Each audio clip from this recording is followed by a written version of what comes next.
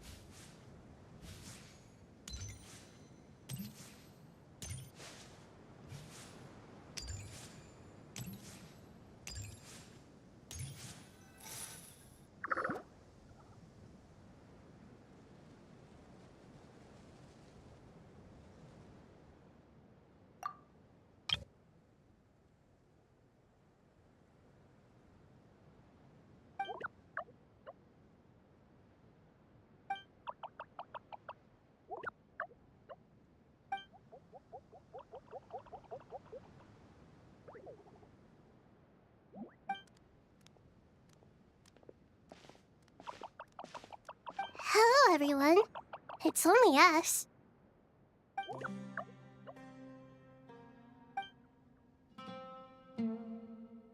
It must be very tough for you coming all the way out here, especially since you don't like the Voluka. Is everyone back in Vanarana doing well?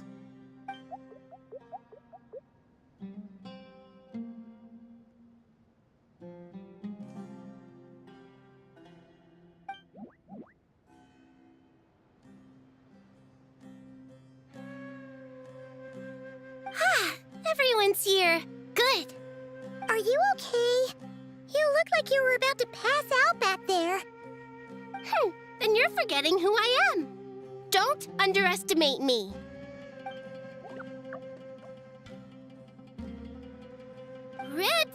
Oh, excuse me! Are you comparing me to Paimon? I suppose everyone is gathered here because of me. As we can see, the situation is critical, and everyone is very busy with their various tasks, so...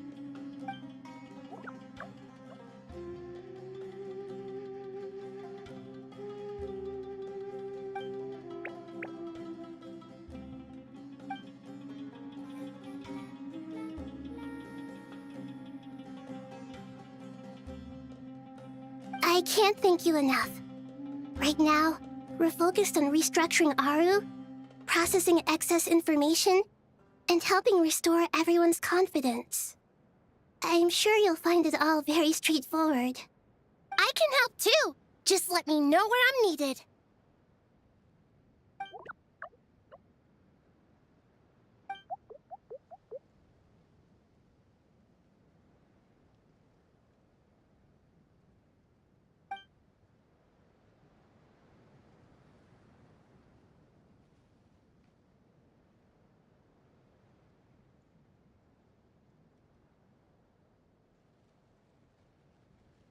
Up to no good?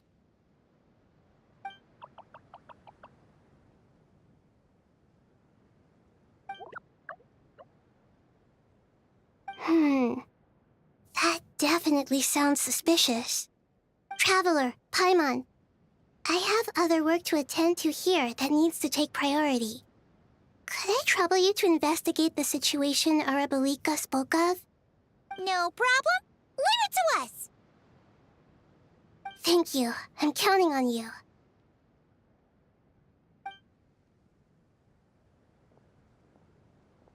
There's one other thing. If you are to work alongside the people of Sumeru, you will need to make yourselves visible to them. Is that acceptable to everyone?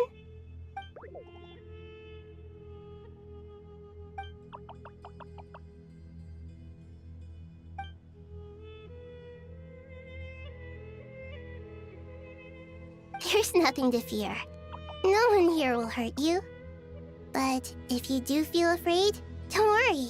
Just call my name and I'll be there. Very well. Now, I shall bestow a small blessing upon you all. Whenever people see you and interact with you, from the moment their gaze meets yours, they will experience the most beautiful of dreams.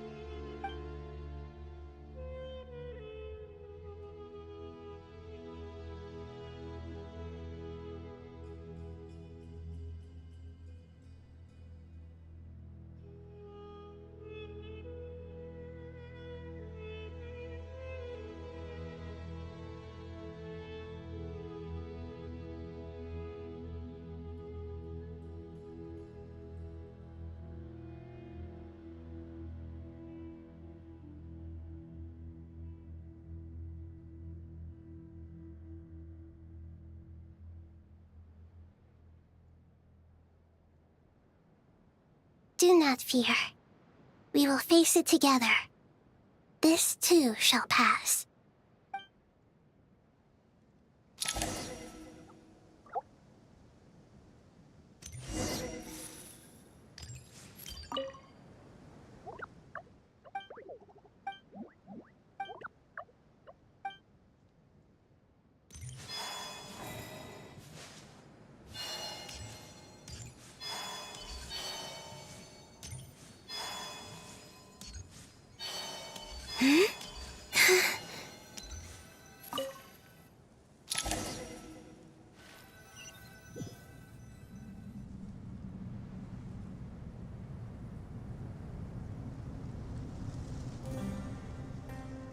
Everyone's here. Wonderful. Archon, you're back. Are you recovering all right? You mustn't push yourself too hard. I'm doing very well. Thank you for your concern.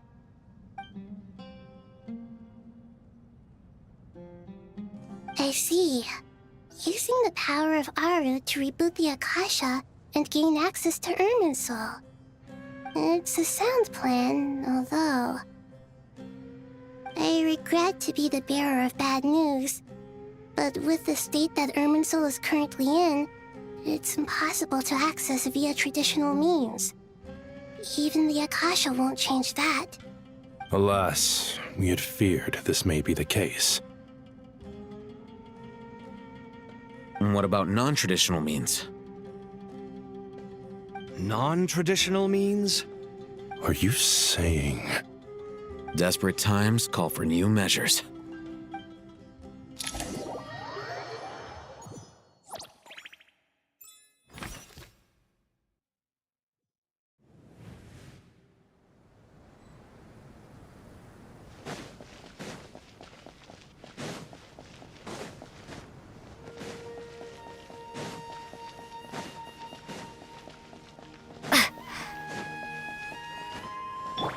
The wind rises. Hey!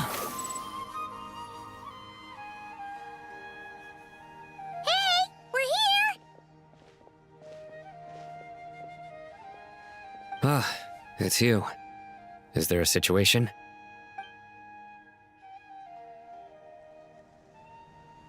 The Aranara have good intuition when it comes to people. In other words, there may well be a traitor among us. Given everything that's going on, I'd be more surprised if there wasn't. Miss Nefer, as a professional intelligence broker, I trust you have a solution? Not one that I'm willing to volunteer. What's in it for me? Let's say I'll treat this as a pilot project aimed at expanding your intelligence operations. Whatever business you're in, an avenue to demonstrate your abilities could never hurt. I like the sound of that. Glad we're on the same page. Given that you rarely set foot in Sumeru, practically no one at Caravan Rebot knows who you are. I take it you've read the files on everyone in the area? Yes. I also skimmed the list of evacuees, and am more or less up to date on where everyone stands. Any initial suspects? Limiting the scopes to males whose recent activity could be viewed as suspicious. I've identified 3 names. The Aranara saw 2 people talking, but currently we only have 1 suspect.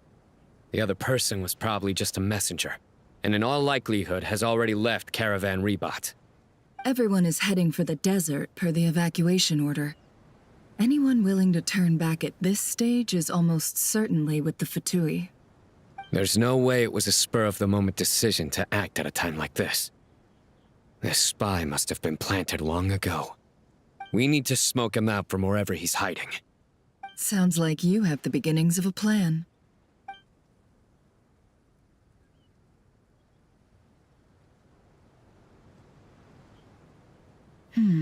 I see. Your suspicions are well-founded. I'd be watching him too if I were you. So far, we still lack solid evidence that he's been bribed. He hasn't made any recent purchases that would indicate he came into some cash. Then let's get closer to him to confirm before we make our move. I can handle it. I'm not based in Sumeru, so barely anyone at Caravan Rebot knows who I am. And you're certain you've never encountered this person in Nodcry? I'm certain. Besides, it's extremely rare for me to have had any direct contact with Sumeru mercenaries besides Jet. There's no way he could have seen my face before. Sino, stay out of sight and wait for my signal. If he raises any red flags, I'll bring him toward the main road. Understood. I'll take it from there. Excellent. Well, it's a pleasure working with you.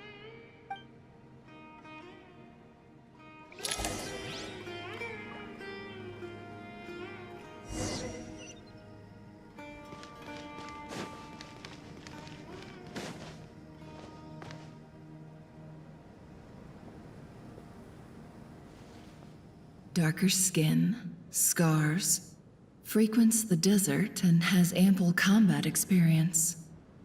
Nothing unusual about how he dresses or acts.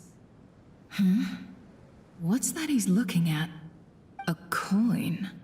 Interesting. Could that be how his contact paid him? Conveniently discreet for someone trying to hide any unexplained income. And yet it could be highly valuable. Sorry to bother you. Has everyone here already left? I don't suppose you happen to see a lady wearing a hat? Ma'am, what are you doing in Caravan Rebot all by yourself? The main group evacuated some time ago. Didn't you pass them on the road? My friend and I lost some of our cargo along the way. I didn't want to miss out on potential business, so I told her to go on ahead and meet the client while I retraced our steps. I didn't think it would be so late by the time I found it. And then there was a terrible sandstorm. I guess I must have taken a wrong turn, because I didn't see any large groups on my way here. Forgive me for asking, but just to be on the safe side, could you describe this friend of yours? Sure. She has blonde hair, and she was wearing a hat and a white dress. You'd definitely know if you'd seen her. Yes, I think that does ring a bell. Ah, my apologies. During this exceptional time, the Core of 30 are under orders to be extra cautious when dealing with unknown people, whoever they might be. I understand. Well, sir, is there anything else you need to know? If not, I'd better try and catch up with them. Hey, wait! They left a good while ago now. You'll never catch up with them on your own. Why don't I give you a ride? I'm here to collect the last few people anyway. We have plenty of carts, so one more won't be a problem. That would be amazing. Traveling with a group will be much safer. I'll have to pay you for your trouble. Hey, let's not worry about the money for now. Wait here a moment. Once I'm done packing up, I'll take you to join the rest of the group. All right, thanks. Let me know if you need a hand carrying anything. No need for that. I'm strong enough for both of us.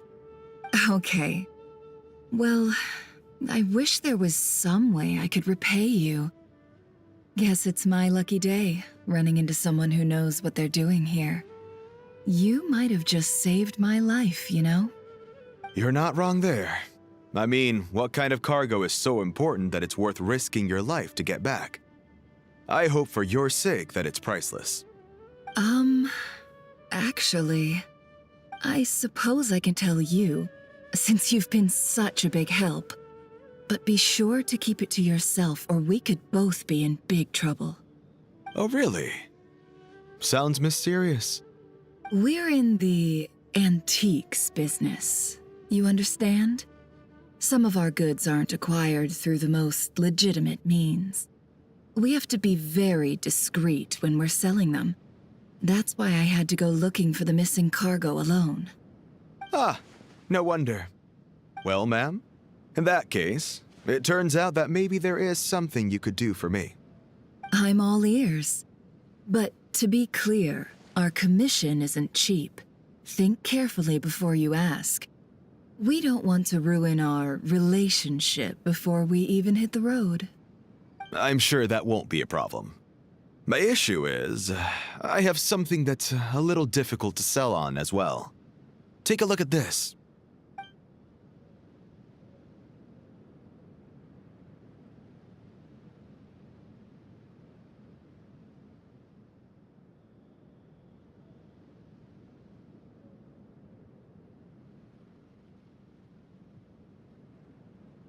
Pure gold. That's quite something. How'd you come across it? Dig it out of some ancient tomb?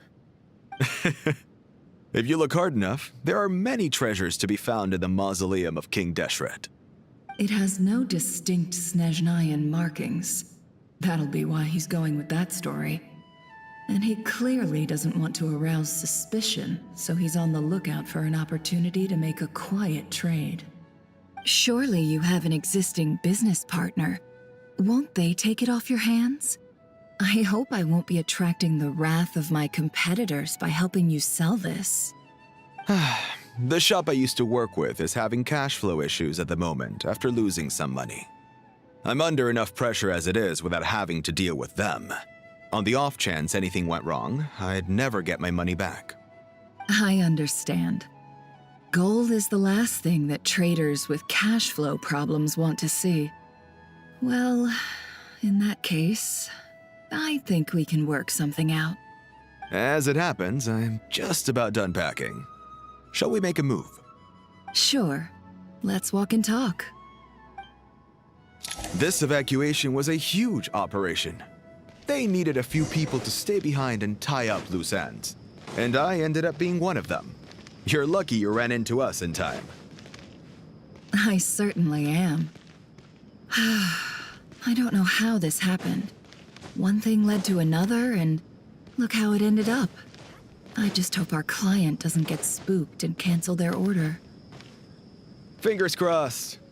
But either way, life goes on, and we all have to make a living somehow.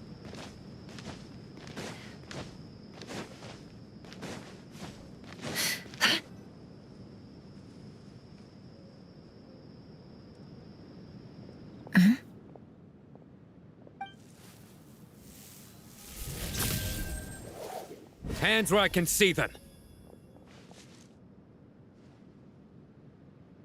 General Mahamatra! No, wait! What are you doing?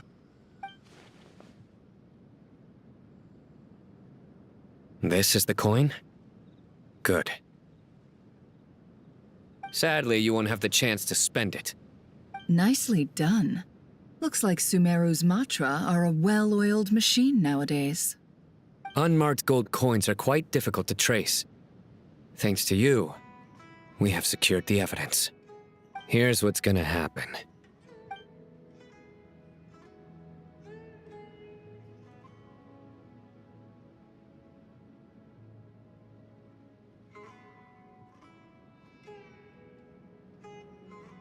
Southeast from here, leeward side of the hill. That's where he's meeting his contact. Great work. Candace tells me your interrogation skills are highly effective. Hers are quickly catching up. She's improved a lot in recent years. Looks like it's over to you for the next step. Because I'm quickest on my feet? Because you know how to trail a target. Plus, it'll be easier to monitor their activity from the air. Fine. I'll be quick. One more thing. The Traveler just brought a message from the Dendro Archon. Once you're done with this, we're to meet up at the mausoleum of King Deshret. Got it.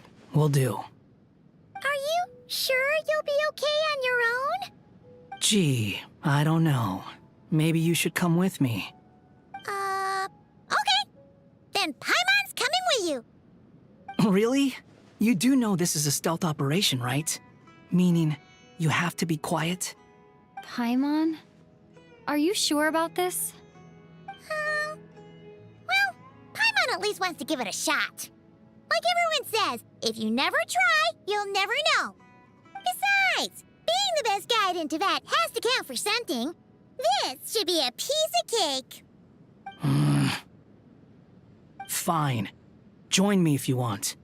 But be warned. If anything goes wrong, I'll have to gag you and shove you into a bush. No need! Paimon will be super careful. Promise! Good. Then what are we waiting for? Let's go. Ah! Coming! Coming!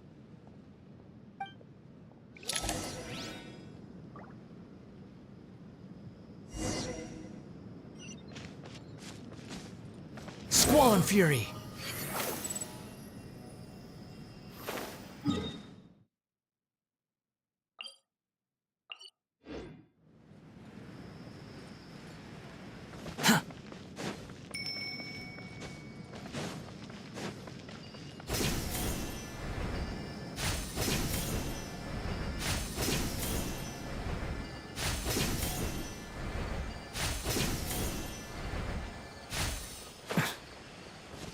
The wind rises. That guy! Wait up! Hey, slow down, will ya? We're here. Now we wait. Okay, yeah, cool. Cool. What's on your mind, Paimon? Huh? Oh, nothing? I thought all you cared about besides being a guide was food and sleep. Why the sudden urge to go on a dangerous mission? What's that supposed to mean? Paimon's been on plenty of dangerous missions before. But never on your own. You hardly ever leave the traveler's side. Just saying, I'm kind of at loose ends right now. So if you did want to share, I suppose I'd have to listen. If not, suit yourself. Makes no difference to me.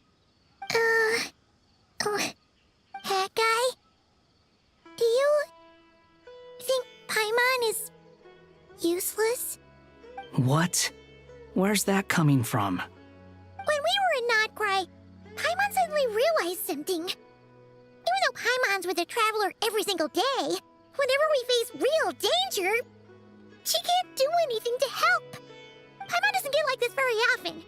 She just got really scared when the traveler got kidnapped that time. What if she never came back? What would Paimon do then? And the more Paimon thought about it, the more useless she felt. But Paimon doesn't want to be a burden. Paimon wants to be a friend who's actually useful. Does that make any sense? You know, that feeling of just being completely useless and... Oh. Paimon probably sounds so ridiculous right now. You asked the right person. Boy, do I know that feeling. Oh, that guy. I'm not gonna try and encourage you. What I will say is this. When you start doubting yourself, you have two choices. Give up or change. You have to make the decision to move forward.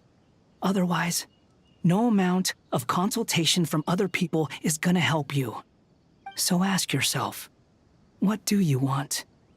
To get stronger? To learn more? Whatever it is, go do it. You won't have any regrets if you can at least say that you tried. Oh. All right. Something's not right. Shouldn't they be here by now? Paimon, is it just me? Or is it a little too quiet around here? Should Paimon take a look? We'll give it another hour. If nothing happens, we head back. Okay.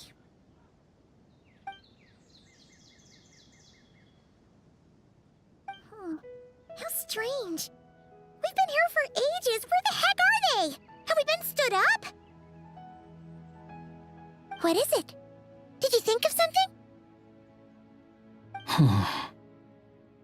Something feels off about this whole situation, but I can't quite explain why.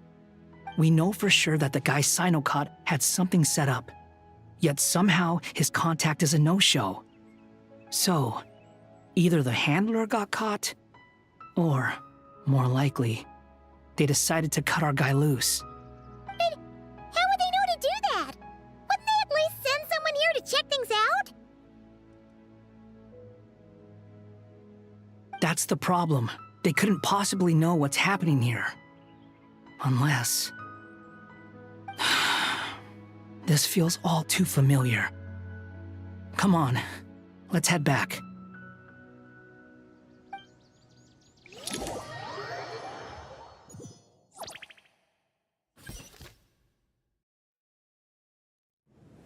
Even though this isn't a formal meeting, I'd still like to start by saying how grateful I am to each and every one of you. Thank you all for coming here and standing by our side. Shesipank and Bennu are currently assisting the scholars with the maintenance of Aru. Please forgive their absence. As for Hermanubis, may he rest in peace. We remember him with great fondness. There have been times when I imagined what it might be like to meet you all. Now that it's really happening, I feel quite emotional. Time has taken many things away, but that which remains is all the more resilient. I must say, there is one thing that rather surprises me. You appear to be in good spirits, Lesser Lord Kusanali. But even so, I can sense that the life force given to you by the Dendral Dragon has far from fully resolved the problem of your vitality. Oh no! So even a Pep's power didn't work? Don't worry, Paimon. It worked very well indeed. The issue is how closely I am tied to Irminsul. Until the problem with it is resolved, there is no way I can fully recover. Sumeru has undergone tremendous changes during your absence. When gods pass away, inevitably, people's faith in them grows weaker. You must have sensed it already. Your power is not what it once was. Regrettably, this is true. I too have grown weaker due to the effects of Irminsul. Right now, we're all in quite a sorry state. Then what do you suggest? We take all the help we can get. Sumeru is our shared home. You and I, gods and humans alike. We must unite all our strength in this moment. Though Al-Ahmar is no longer with us, the alliance between the three gods remains in force. Regardless, as subjects of our king, we have a responsibility to support Sumeru through this catastrophe. Not to mention that it was the people of Sumeru who released us from this prison of Aru. Times have changed, and the people of today possess greater wisdom than those of the past. You really know how to give a rousing speech, Koti. Now then, let us learn more about your plan. The brightest minds of the Sumeru Academia are busy opening and renovating Aru. They claim it has something to do with Irminsul? Correct. Irminsul has existed in Tevat since the very beginning. But during the Age of the Dragons, it did not possess the significance it holds today. After the heavenly principles arrived, the power of the Light Realm was divided into elemental energy, and Irminsul was refashioned as a device that records and preserves all information. Since then, everything in this world has been inextricably linked to it. As the Dendral Archon, I have a duty to protect Irminsul. To Sumeru, it is both a national treasure and undeniably a major threat. Tevat has seen many upheavals in the last few years. The most recent of these was a major crisis in Notcry, which forced Sumeru to be even more vigilant than usual. I made sure to monitor all the pathways through which an outsider could potentially transmit themselves into Irminsul. But despite my efforts, a major problem still arose within. I still believe that someone has actively invaded Irminsul. But rather than taking any of the pathways I referred to, the intruder chose instead to utilize the most direct route, and the only one that cannot be protected against, by entering Irminsul through death. I see what you mean. You cannot simply stop all deceased souls from returning to the ley lines because of a potential invasion that could occur at any time. That's right. As important as it is to guard against external threats, I couldn't allow myself to stop the souls of the departed from finding peace. Please, understand how difficult this predicament was for the Dendro Archon. Defense has never been an easy task. After Irminsul was invaded, my authority was quickly restricted. Soon after that, the tree began denying access to any connections. I'm sure you feel responsible, but you are not to blame. No one can predict every possible disaster. There will always be trials and tribulations for the world to endure. But the people of Sumeru should not have to endure this. We must find a way to break through the lockdown and connect to Irminsul. And this is why you need Aru. Yes. The only thing in Sumeru capable of rivaling Irminsul in terms of overall function and performance is Al-Akhmar's legacy, Aru. All I managed to do before falling into a coma was make some minor adjustments to Irminsul. Using Aru is a last resort, and a move that comes with enormous risks. The Scholar's initial plan was to borrow Aru's power to reboot the Akasha, then use the Akasha to connect to Irminsul and investigate. Unfortunately, Irminsul has suffered far greater damage than they first thought, rendering that plan futile. To rise to the challenge, we had to resort to more extreme and far costlier means. This has led to a number of new contingency plans. To reclaim Irminsul, our brightest scholars have made further modifications to Aru with multiple goals in mind. I thank you all for giving them your blessing in this endeavor. Human wisdom has clearly improved over the millennia. You have not only our support, but that of the Jinn, the Aranara, and the Pari. Together, we will do everything in our power to save Irminsul. By the way, when you spoke earlier of an intruder, it almost sounded as if you knew who you were dealing with and what they were capable of. Well, since you ask.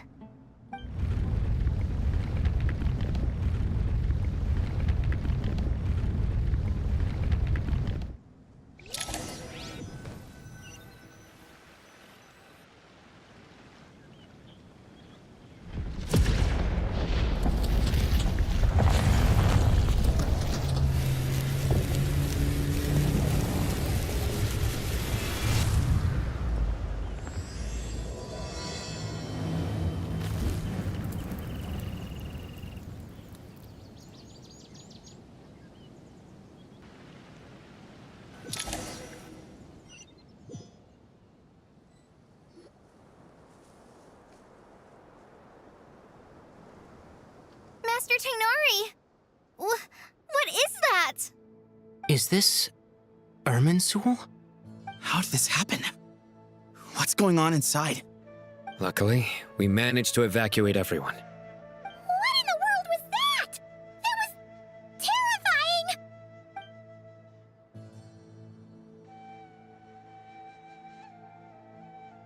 Oh my. I understand now, Dendro Archon. You make yourself quite clear indeed. Not once over the millennia has Irminsul been so terribly afflicted as this. Please continue, Dendro Archon. Irminsul's root system is what comprises the ley lines. In the past, it has always been hidden away, going unseen by the general populace. But now, an evil intruder is making it reveal itself. It has become a tree of unbridled greed. A clear sign that a deranged experiment has advanced to a new stage. Blasphemy. From where I stand, an experiment in the name of blasphemy sounds rather improper. But if we are to honor Dottores' will, this is what we must do. The birth of this tree proves to me beyond doubt that this incident is connected to him. But to explain the situation in full, there is someone I need to tell you about.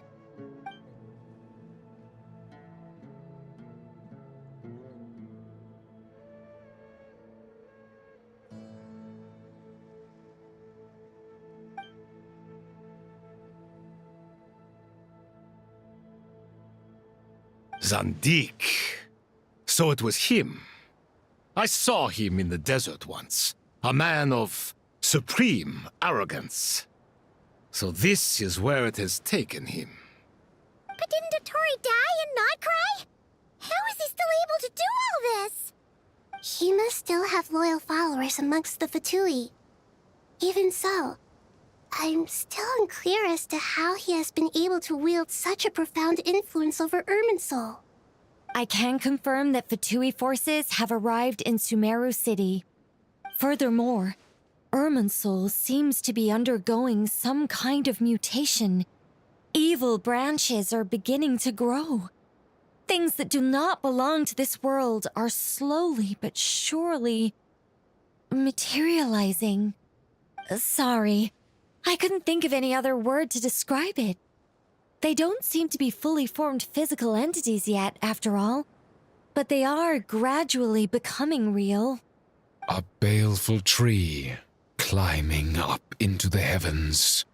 Speaking of Dottore, I have some information on that front as well.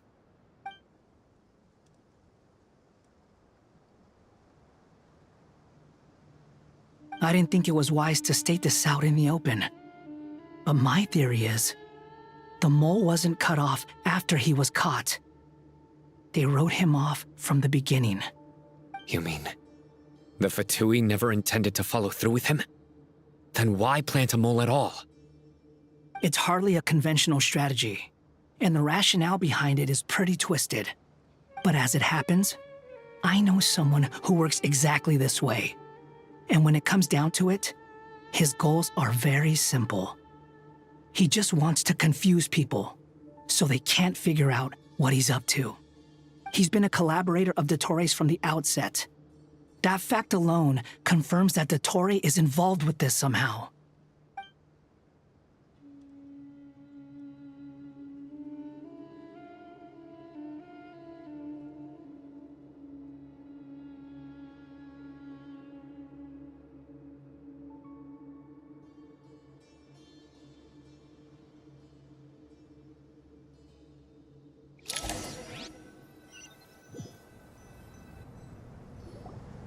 There is still much to be done. Everyone, please remember our core strategy. As per the discussions, the following groups must act immediately. Mr. Alhaitham and Mr. Kave, the next phase of the Aru renovation project must begin right away. Godspeed to you both. We'll give it everything we've got. The plan looks feasible, but the implementation will require certain resources. General Mahamatra Sino and his team will help to procure the materials required for modifying the terminal. No problem. I've already spoken with Sethos and Hat Guy, and they've agreed to assist me. This kind of thing is best left to the fleet-footed, right, Hat Guy? If it's efficiency you're after, we're the right people for the job. Following up on the elemental energy amplifier we discussed, Ms. Dory, I assume you're the one most familiar with the status of this project. Aside from the Dendro Archon, of course. Yep, that's right. Leave it to Lord Sangamabe. Got it. Well, I'd like Madame Farazan, Kale, and Nicole to support Dory on the technical side. You can count on us. Will do. Rest assured, I'll take good care of Kale. Dia, Candace, and Nefer, you'll be in charge of negotiating between the various parties. I trust you remember our goal. You bet. We can handle it. Good. I believe that covers everything. Tainari will provide ad hoc support as needed, if that's okay. Poor Tainari. Must be tough being Nephis' student. Getting bossed around all day, every day. Hey, don't try and drive a wedge between us, you old rascal. All it says to me is that Master Nephis has faith in everyone's abilities. While I'm nominally here as backup, I doubt there will be many situations where my help is needed. Exactly. Finally, Traveler, you and I will head to the border between Sumeru and Natlan. Once that task is complete, I'll be asking some of you to accompany me to the Eternal Oasis. The Eternal Oasis? I thought that was just a legend. So it does exist after all. Regarding your trip to Natlan, under normal circumstances, a meeting between our two nations would be a far more formal affair. Unfortunately, Sumeru is all but completely cut off from the outside world at present.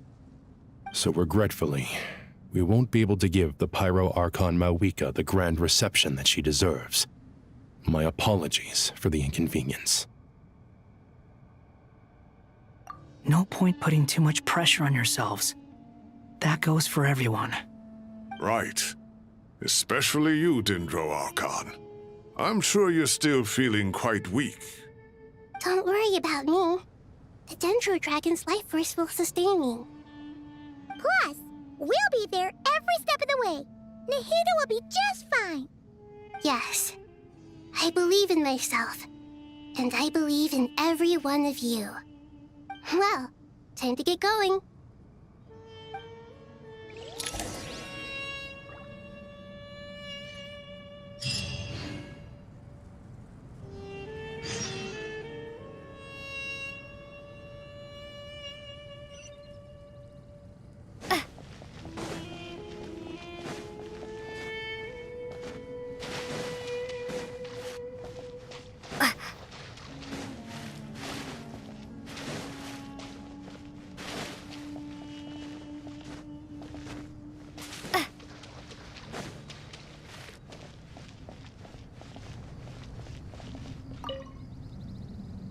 To what extent we can implement the final plan depends on how successfully the Akasha can be modified and configured.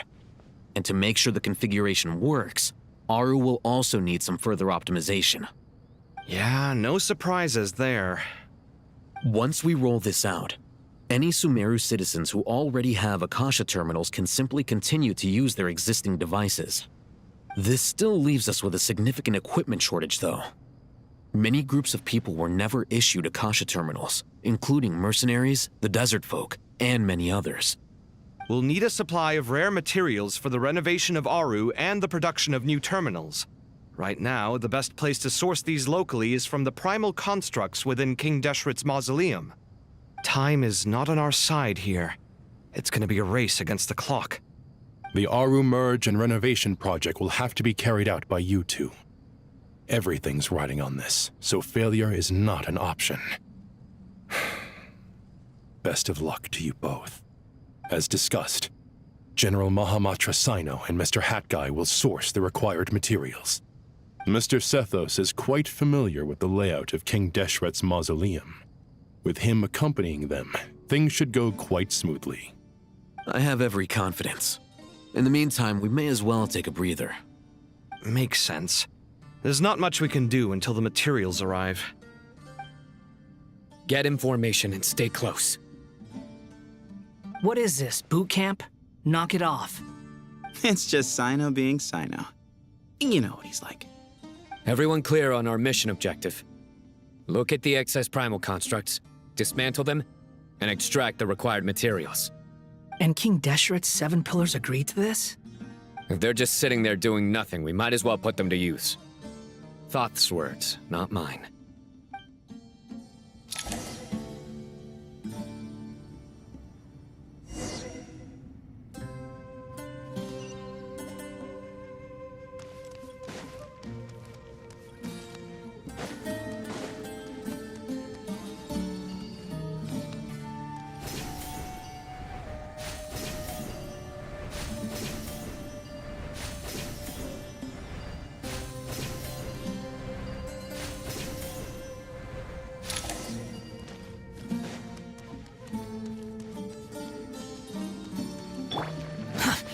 slow.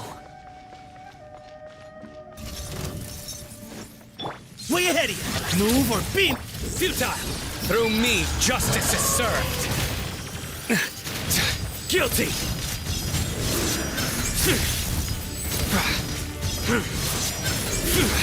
You stand condemned!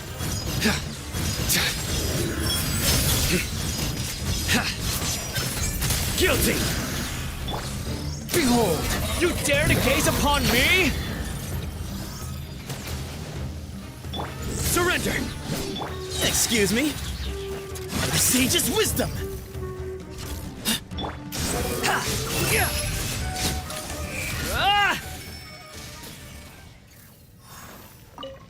Quit following me.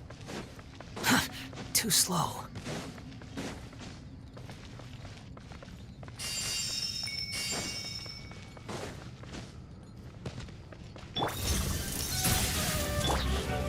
Judgment is upon you. You stand condemned. Your penance is due. You stand condemned. The wind rises.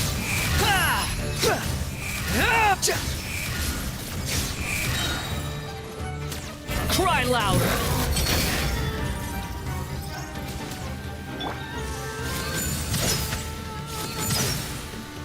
Futile!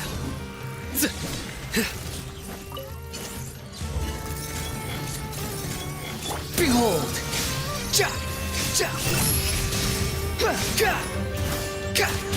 Give me some space. Surrender! Your sins weigh upon your soul. Guilty! Your penance is due!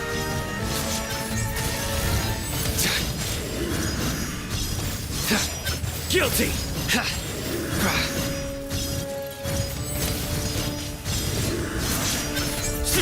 Your penance is due!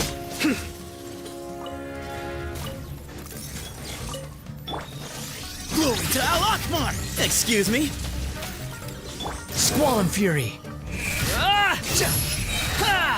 Know your place! These devices should still be usable even though they're broken down. Let's take them back for the others to review.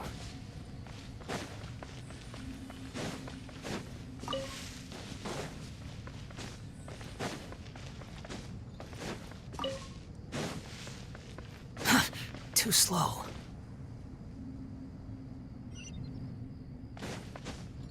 Behold!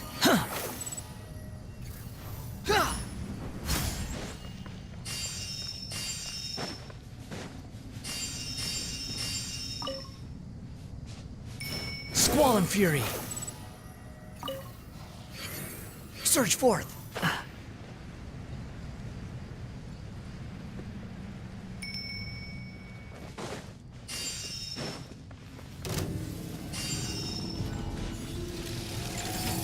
Give me some space. The wind rises.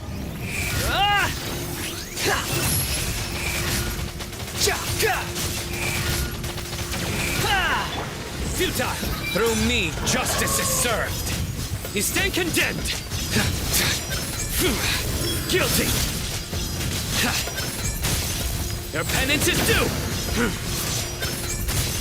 Guilty!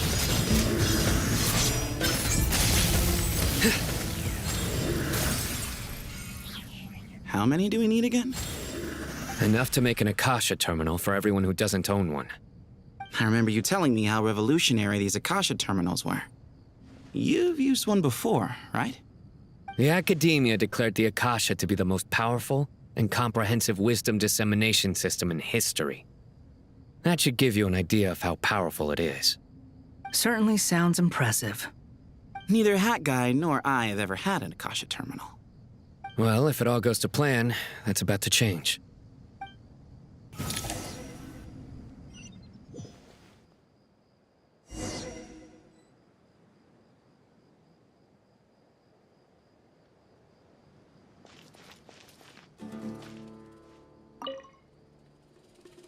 Oh, goody! Thank you so much for handling the delivery. What a long way it was. You've really outdone yourselves. I'm well aware what a bumpy, dangerous journey it must have been. Now, I would have loved to oversee the process myself, but of course, those of us who know the plan can't leave the mausoleum. Oh, trust me, I'm patting myself on the back for my assembly work here. Simply flawless work. But will you really be needing all of this? According to our plan, yes, this is the quantity required. I have no complaints about the quality either. Only the price. So expensive. I heard you covered a lot of the funding out of your own pocket. Oh, that's an exaggeration. The academia provided most of the funds. I just offered a small token of my goodwill. Of course, the real tragedy is how little profit I'm making on this. You know, it's a serious crisis when you can't even make money out of it. It's really quite a beautiful design. And I'm intrigued by how such a diminutive device is able to output the power of the Light Realm. Did you attend the lecture on Light Realm energy, Madame Farzan? I don't believe I saw you there. Of course I attended. I was just a little late, so I had to listen to the whole thing from outside the back door. Ahem. Anyway, I have a perfectly good understanding of Light Realm, elemental and abyssal energy, as well as the relationship between the three. Good to know. Master told me in private that the conversion process between Light Realm energy and elemental energy involves highly classified knowledge that shouldn't be disseminated too widely. But even so, the scholars still shared said information. Well, you can't enforce a rule that everyone breaks. Is that the idea? At first, the Dendro Archon was reluctant to explain it in great depth for safety reasons. Later, she came to terms with it and simply informed my master that we would all have to face the question of survival together. To protect someone from such dangers means keeping them in the dark, but for someone to know and embody the wisdom within, they must understand its very essence. It's an information hazard. We're exposed to danger just by knowing the facts, and just like bait, it lures us in by offering us the solution to our problems. But if you're not careful, you'll end up pursuing it down a dark path. A tricky problem. But today, this big problem has been broken down into many smaller, more trivial ones. What do you mean? Ah, I get it. For instance, you and I share secret knowledge, while she and I take on the risks of life, death, and fate. Something like that? Hey, what? That is not what I call a trivial problem. Well, as they often say in Bahumana, an event that is monumental to the individual is negligible in the grand scheme of history. Generally, the fate of the individual is an insignificant affair. Being from Amorta, where the subject of our research tends to be a lot more personal, I have to disagree. It's hard to dismiss the individual as insignificant. In other words, the big problem of survival has been broken down into many small, interconnected factors, and each one of us represents one of those factors. When the same secret is shared with a group of people, the same fate binds them together. Most people would find this unimaginable, but to us scholars, this is the path that has always beckoned to us. Sharing knowledge is a good way to fight against fate. I will always believe in that. All right, I think that's everything. Thanks a lot. But don't go anywhere just yet. I'll still be needing you to calibrate the equipment.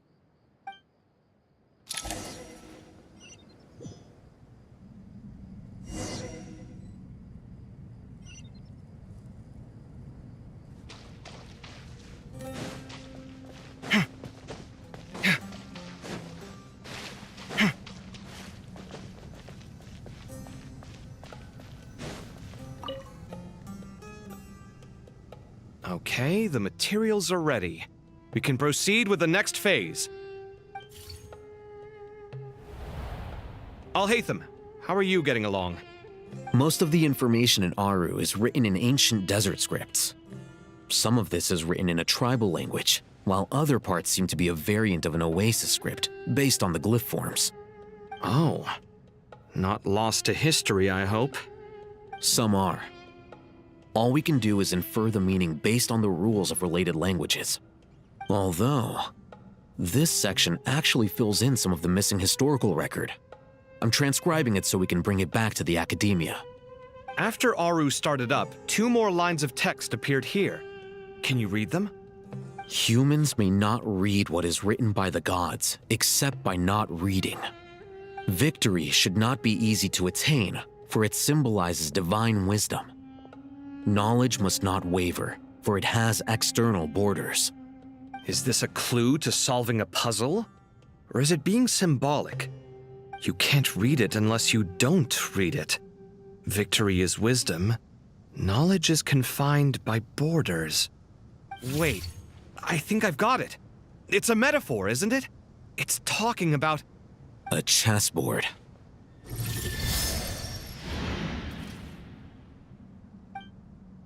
You were right. The youth of today are skilled at solving riddles. Have the secrets buried in the desert not been unearthed over the years all the same? Since Aru is a place reachable through wisdom, this day was bound to come sooner or later. Oh, I've always been against overly cryptic sentences. Don't you get tired of reading and writing all that? Ah, it's you 3. Just in time. We've been delving deep into Aru, and now this board has appeared. I've heard this was how you'd while away your free hours. You must be quite the experts by now in that case.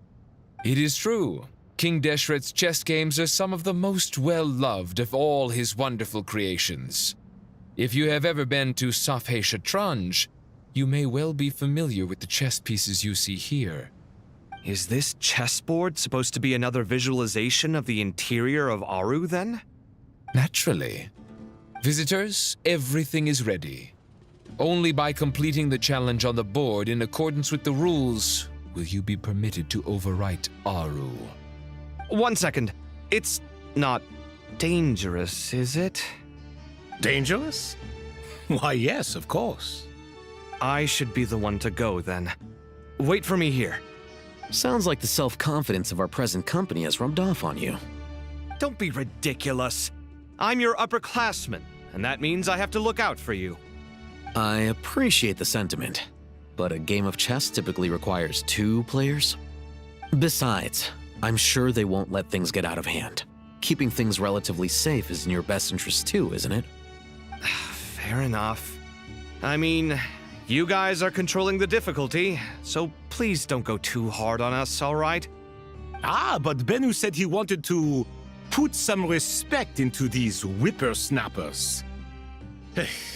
All right, all right. Thank you. Obviously, we'll still try to be careful. This doesn't seem like ordinary chess. Is the goal to defeat the opponent? No, you must enter the board and pass the trials we have placed there. Ready? Let's do it.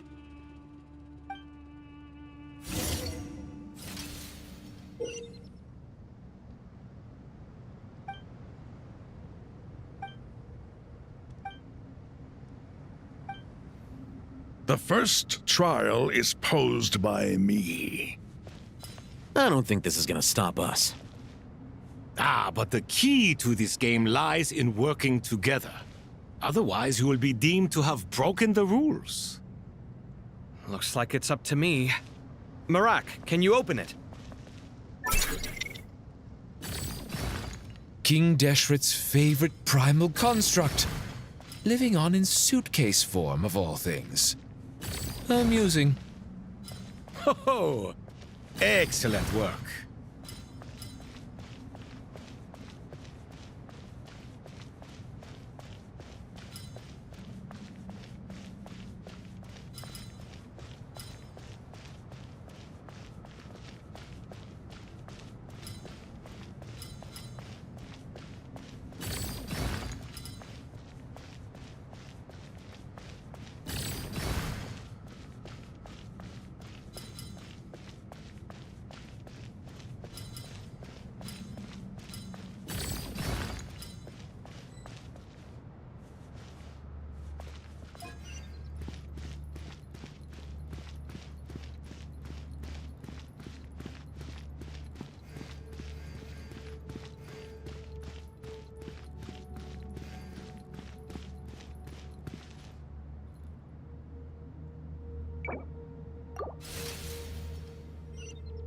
The first trial is posed by me.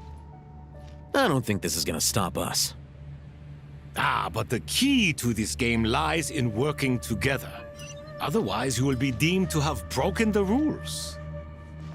Looks like it's up to me. Marak, can you open it? King Deshret's favorite primal construct.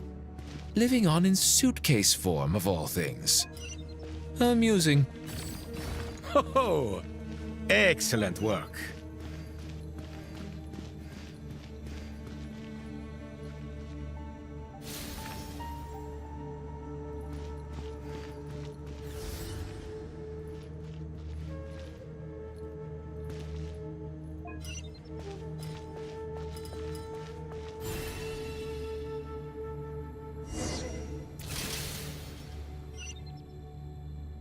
Now is the time for my trial.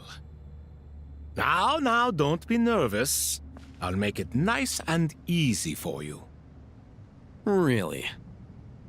Thanks in advance. We appreciate it.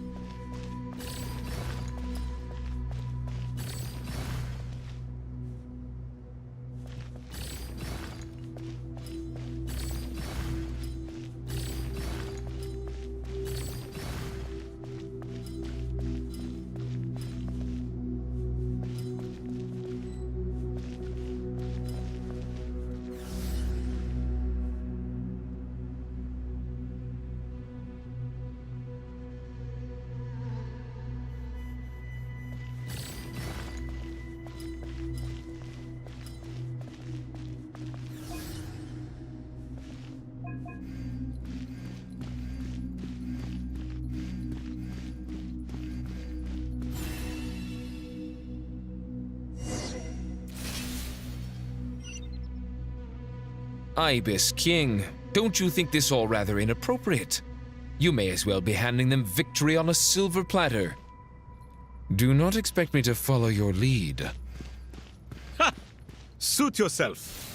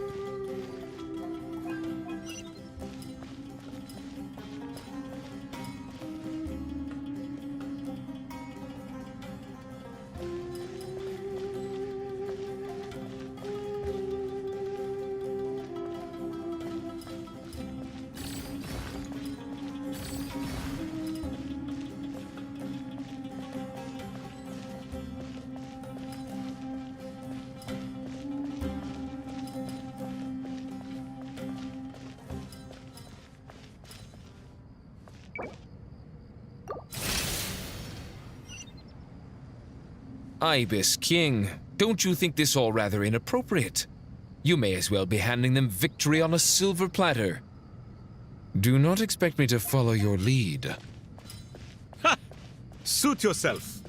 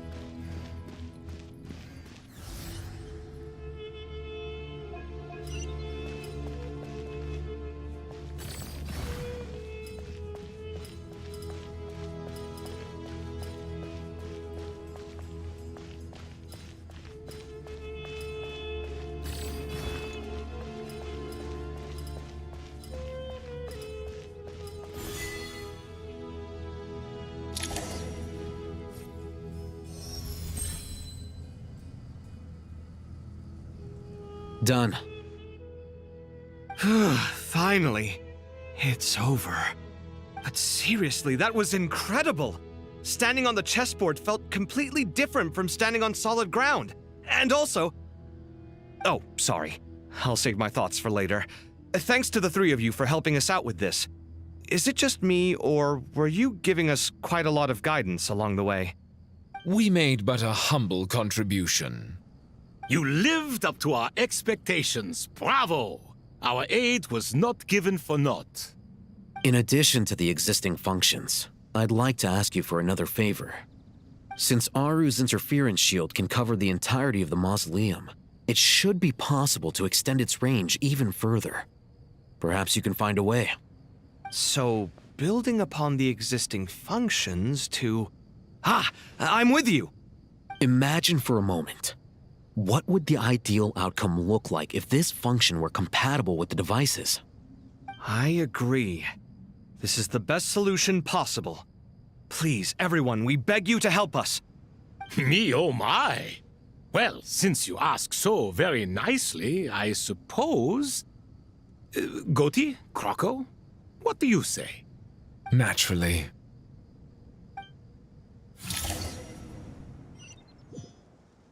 Time to go!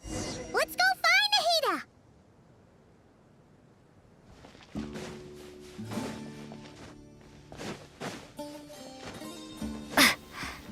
Blazing light!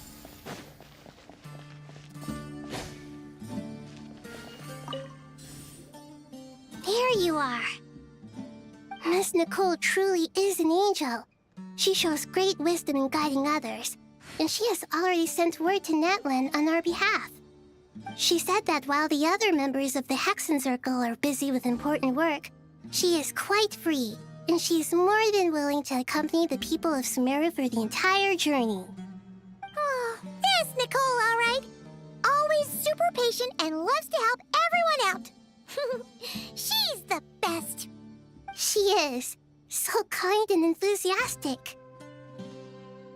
Well, time for us to get going. Let's head out.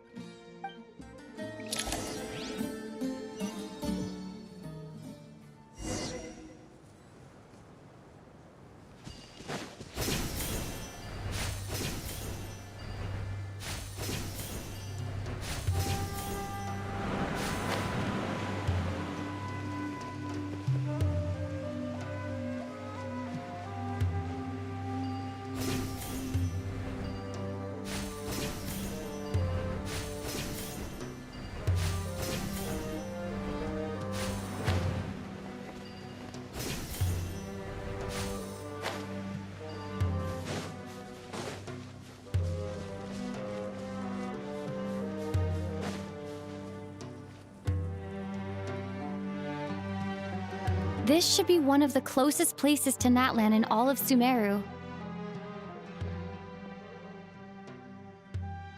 There's the barrier Nicole and Nefer mentioned. It completely cuts this nation off from the others. But why? Why separate you from the rest of the world now specifically? And if I'm not mistaken, Irminsul was polluted once before, wasn't it?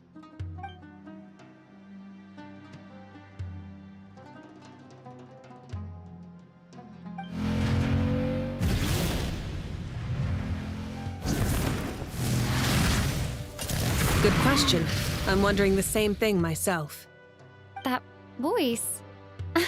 Moika, you got here pretty quickly. Hello, traveler. It's been a while. Hello there. Hello, Dendro Archon. Moika, I apologize for asking you to meet at the border on such short notice. I also apologize for not being able to greet you in person. The form in which you see me now is one carried by the Traveler. The real me is inside the mausoleum of King Deshret, and I am reaching out to you with my mind from here. Irminsul has been infiltrated by the Doctor. We must be on our guard, as he can spy on information in the world from within the tree. Fortunately, there is no record of the Traveler in Irminsul, and you are still within Natlan's borders. My records will be preserved in the Night Kingdom, rather than the ley lines. As long as the Night Kingdom remains disconnected from the ley line cycle, the Doctor has no way of knowing my movements. Exactly. So by meeting each other in this way, the meeting essentially never happened. No wonder Paimon didn't come. You were concerned that her activity would be recorded by Irminsul. The Natlanese have heard about the situation in Sumeru. With the borders sealed off, merchants have been forced to stop their shipments. It's pretty serious, and you're the ones bearing the brunt of it. I'd like to address the question you raised at the beginning. I can offer a brief explanation, although it will sound rather cruel. I don't reach this conclusion gladly, but Irminsul predates the Heavenly Principles. It existed long ago, when the dragons of Natlan were at the height of their power. So even when the people of Sumeru became ill because of pollution, it was not a critical issue from the perspective of Irminsul itself. As long as it continues to function normally, the barrier will not be activated. But this time, the Doctor's invasion has directly affected the tree. That is what caused the barrier to deploy. The Heavenly Principles established a rule that when Irminsul is plunged into grave danger, a portion of power will be reserved to isolate Sumeru. That way, even if Sumeru is destroyed, the outside world at least has some time to catch its breath. We'd certainly need it. The Heavenly Principles created almost everything that exists in Teyvat today. To them, preserving the existence of the world and its inhabitants takes priority over protecting Sumeru. Meaning, protecting Sumeru now falls to you. Yes. My own power may be limited, especially compared to yours. But that doesn't mean that we're just gonna sit around and wait for the end. If necessary, I will utilize any and every means at my disposal. Nicole of the Hexen Circle didn't say exactly what this meeting was about. But after hearing everything you've said so far, I think I can guess where this is going. That's right. Nahida and I discussed it at length. We both know how presumptuous this is, but... You need the pyronosis, don't you? Yes, you guessed correctly. Originally, I only intended to borrow it, but the situation is far graver than I foresaw. So instead, what I ask of you is to please give the pyronosis to Sumeru. Why do you sound so nervous? There's no need to be shy. Surely a gnosis is pretty important to a god. I guess, but it's not as if losing it would suddenly render us powerless. But I'm sure you don't need me to tell you that. With all the nations you've traveled to, and all the gods you've met, you must have realized that by now. As far as I'm concerned, a gnosis is basically an elemental energy enhancer. But I don't usually use it. You know me. I like to think I'm pretty strong without it. Yeah. Not about to dispute that. So you see, you don't need to sweat it. Here, take the pyronosis. Uh-huh. Just like that? Uh-huh, just like that. To tell the truth, I've always toyed with the idea of giving it to someone who needs it more than I do. I know you accompanied Nahida here to try and increase the chance of success. It's a good thing you did, because your involvement is one of the main reasons you've managed to persuade me. Are you sure about this? Handing over your gnosis just because of me? I won't try to quantify it, but trust me. Handing over the gnosis to Tumaini is far from the craziest idea I could think of. Besides, even if you hadn't come here personally, I think I still would have agreed to Nahida's request. Irminsul doesn't just affect Sumeru. It impacts all of Teyvat. I know all too well how difficult it can be to protect the things you care about. So logically, morally, or however you want to cut it, helping you is the right thing to do. You don't need to tell me the specifics of your plan. Where the gnosis is involved, the tighter the secrecy, the higher your chances of success.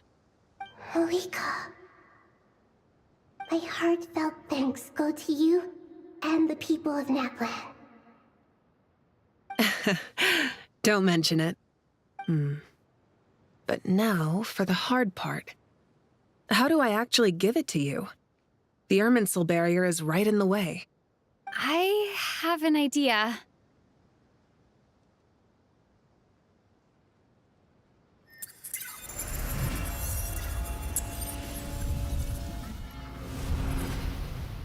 Just as I thought. Incredible. What did you do? Just made a lucky guess. This seems to happen quite a lot. things that apply to everyone else don't seem to apply to me. I figured the same might be true here. Irminsul usually produces effects based on the records it holds. Since the Traveler is a descender, Irminsul contains no records of her, and thus has no way to impede her. Is that right? You really are full of surprises. Catch. Whoa! Thank you, Moika. Thank you for trusting us with something so important. All right. No need to get so formal. It's not like we're strangers. Besides, there's still one problem.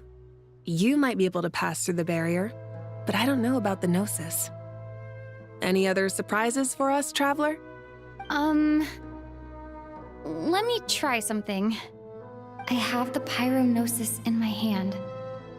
It feels strangely ordinary, not particularly heavy. And yet, this tiny thing symbolizes the mighty authority of a god. I need to think hard about my memories of Pyro. My memories of journeying through Natlan. All those important experiences I've had. The Gnosis disappeared. Traveler, are you alright? I'm fine.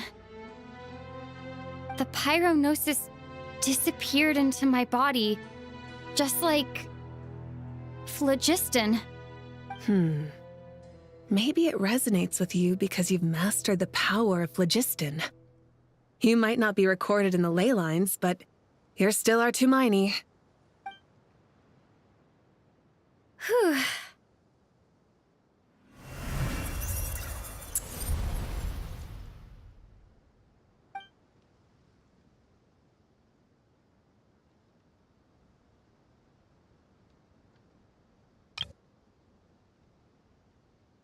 Please allow me to express my gratitude once again, Moika. Pleasure. Well, I've given you all the help I can. The rest is up to you. Good luck. We won't let you down. Yeah, we aren't about to lose.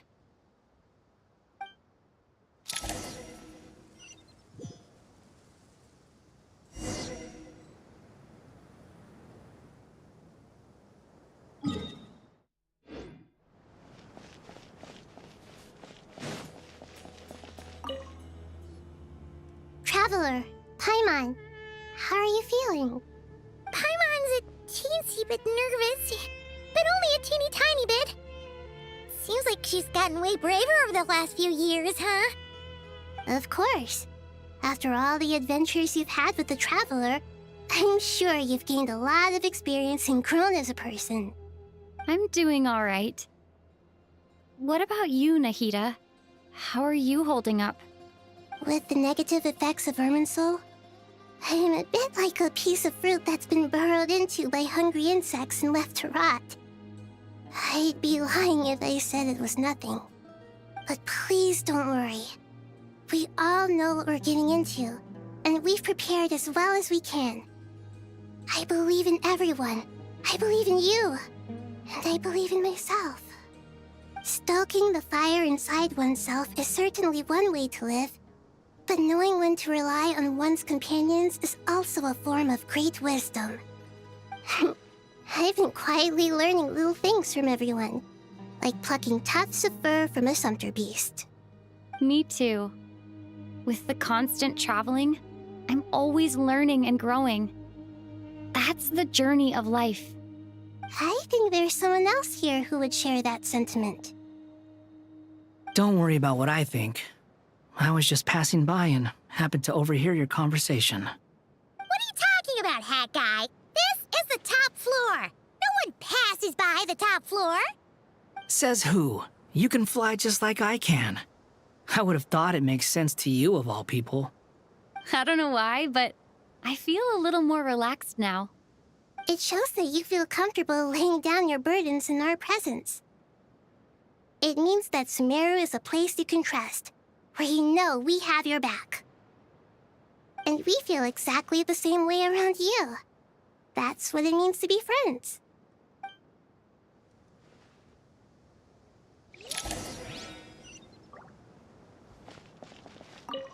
Feel free to mingle if you'd like some time to catch up with people.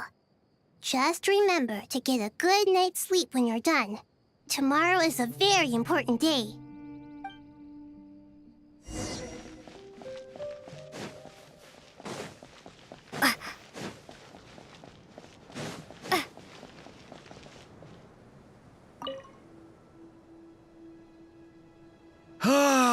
It's finally done. Ugh, but I have a nagging feeling that there's something I've forgotten. Oh, there you are. Everything wrapped up on your end?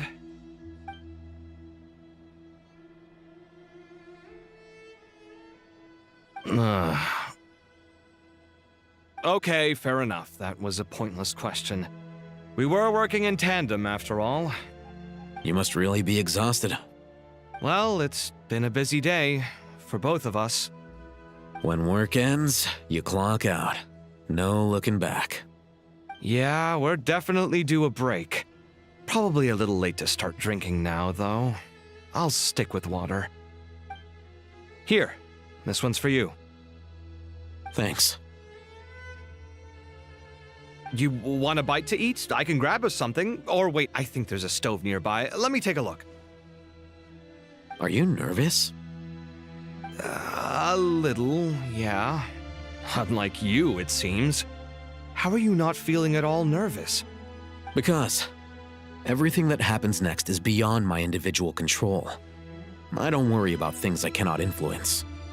What do you mean, cannot influence? You're the one who came up with half of the strategies we ended up using. There's only so much I can do. I was only doing my duty. Was it like this last time, too? You mean with Azar and his accomplices? Yes and no. The situation back then was easier to control, but we weren't as prepared as we are this time. So the enemy is stronger, but so are we. I still vividly remember the way you interrogated me in the library after the fact. Where were you when Sumeru needed you most? If your memory is so vivid, you might also recall that it was you who came looking for an argument. You're often the one who initiates these things, you know. I came for a conversation! I didn't know it was gonna turn into an argument! Anyway, at least I showed up this time. So, what do you think? What do I think? I think we're certainly better off for it. It's good having me around to help out, huh? Absolutely.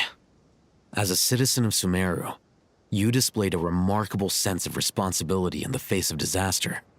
Certainly feels that way. I just shudder to think how the world would have ended up if we hadn't gotten control of the situation. So, do you think this is what impending disaster looks like? The sky is so clear, and there isn't a whiff of decay or destruction in the air. It's hard to imagine that the fall of humanity could happen on an ordinary day like this. Awful things happen all the time. Sometimes people can stop them, and sometimes they can't.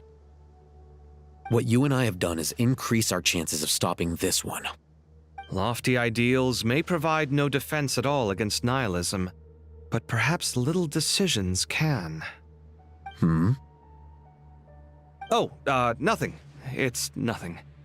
I hope everything works out tomorrow. It will. As long as we stick to the plan, our chances of success are good. It's really strange. You're my junior, yet you always seem to act more like an upperclassman than I do. I think it's mostly a matter of temperament. Ugh. Walked right into that one, didn't I?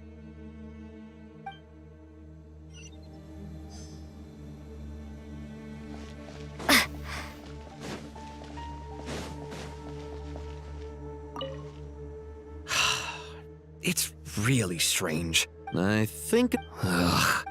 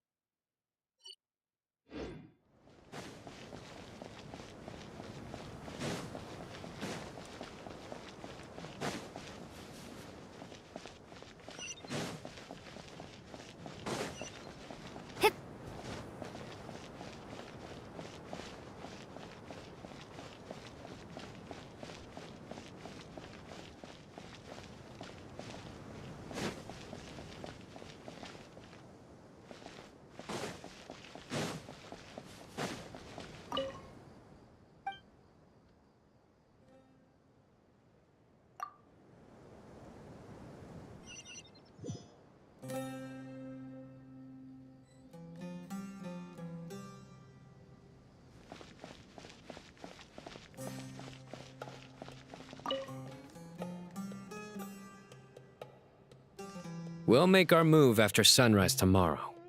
Good. Is everything ready? As much as possible. That'll be enough. Don't let the pressure get to you. We'll take things one step at a time. That's how we've always done it. Master Tainari! Mr. Sino! So this is where you were. I brought some juice and some water. Would you like some? I know how easily you get dehydrated in the desert, so you should definitely have some water. In which case, I'll have the juice. I gotta ask, though. Who's on juice-making duty at a time like this? Madame Farazan said she was feeling a little nervous, so I told her about the automatic juicer my friend invented. She took it right off me and started making carton after carton of juice. A juicer? Did Sucrose send that to you? Yeah, I hadn't had the chance to try it out before this incident occurred, but I couldn't bear to leave it behind in Gandharvaville. The juice is very sweet. I think so too. Kale, how are you feeling? Physically, I'm okay, but it just still feels strange to me. Why would a great power like this come to someone like me? I know the feeling well. That same question ran through my mind every day as a kid. At least now, you have someone who can relate to you. All the more reason that you should apply for Spontamod. Tainari fiercely opposes the idea, though. Those two things are completely unrelated. What are we all chatting about, Would anyone like any juice? Oh, you have some already. I had some earlier, ma'am. Maybe give the extra to someone else? Very well, very well. I shall be off then. There's this enormous power, and then there's little old you. You feel like there's no connection between the two. And that sense of dissonance is difficult to get used to. Yeah. But after all this time, I can't believe this stuff still gets to me sometimes. Makes me feel a little childish. Kale, just because we normally keep the conversation light doesn't mean we can't discuss deeper issues. I don't think it's childish at all. You were the victim of a terrible crime. It's normal to struggle with the fallout from it. You have absolutely nothing to be ashamed of. My professor once told me that no incident can be considered truly resolved until the victim says it's over. Your rage and your pain are completely justified. Thanks. Miss Nicole said that the same god remains which were once used to inflict so much pain upon me have now become a weapon with which I can protect everyone. It's like my own personal kind of evolution. Every innocent person who's been hurt needs time to realize that it wasn't their fault. I was the same. But it's all about to be over. Tomorrow, it ends for good. I don't know if you've noticed, but you rarely stumble over your words anymore, and your outlook has become much more positive. It's a big change from how you used to be. And since this isn't over, you can settle the matter on your own terms. It's time you seized back control. I believe in you.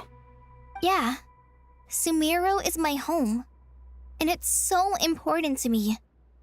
I have to protect it. No, I will protect it. And once you're done, how about you come back and apply for Spontamod? Stop it with the sales pitch, would you? Hey, excuse me. There are still 3 unclaimed cups of juice here. Why don't you take one each? Ugh, my arms are getting sore from carrying them around everywhere. Madame Farazan, why are you... Here, let me take them off your hands. Thank you, Madame Farazan. Drink up and enjoy my handiwork. I think I'm going to make something else now instead. Please, try to relax, Madame Farazan. Your nerves are starting to get the better of you. I know.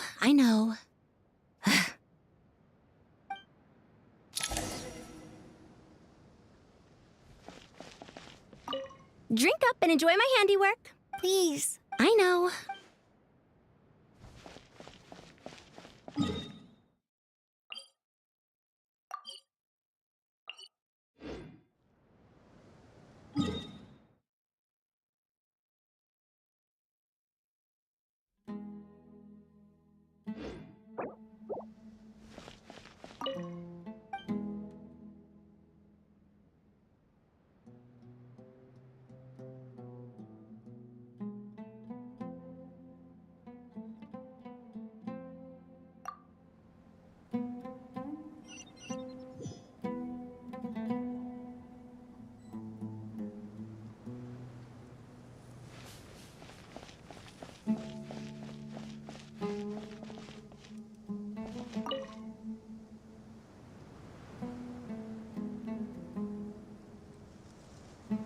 Look at the time. I should head back.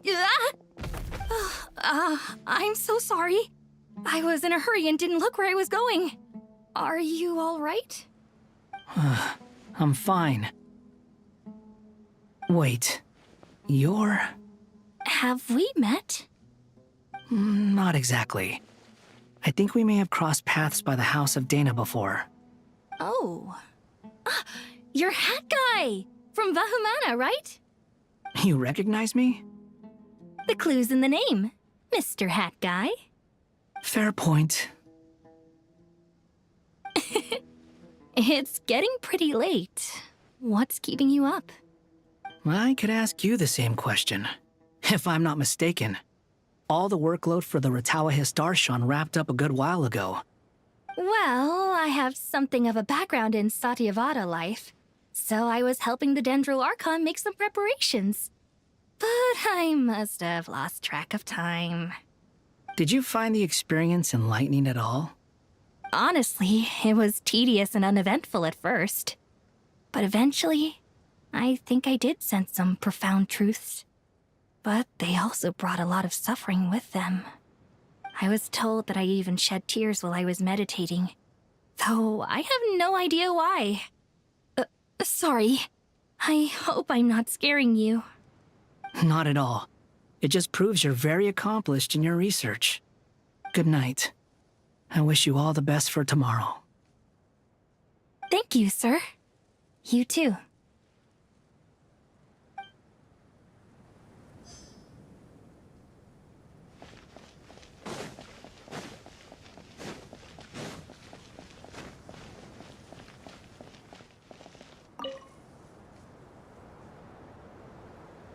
Too bad we've got a fight tomorrow.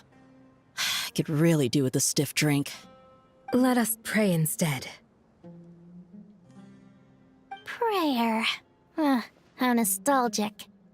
Lord Sangama Bay. Came to get some fresh air too, did ya? That's right. Actually, I was hoping I might run into you, Dia. I wanted to let you know that I've stocked up on that perfume you said you were so fond of. No, really? I'll take 2. Any chance of a friends and family discount? I knew you'd ask that. And I'm afraid to say that... Surprise! It's free of charge. That's very generous of you, Lord Sangama Bay. Does this mean you've made a fortune in Nodcry? Nope. Turns out it's not that easy to turn a profit there. I even ran some assorted losses.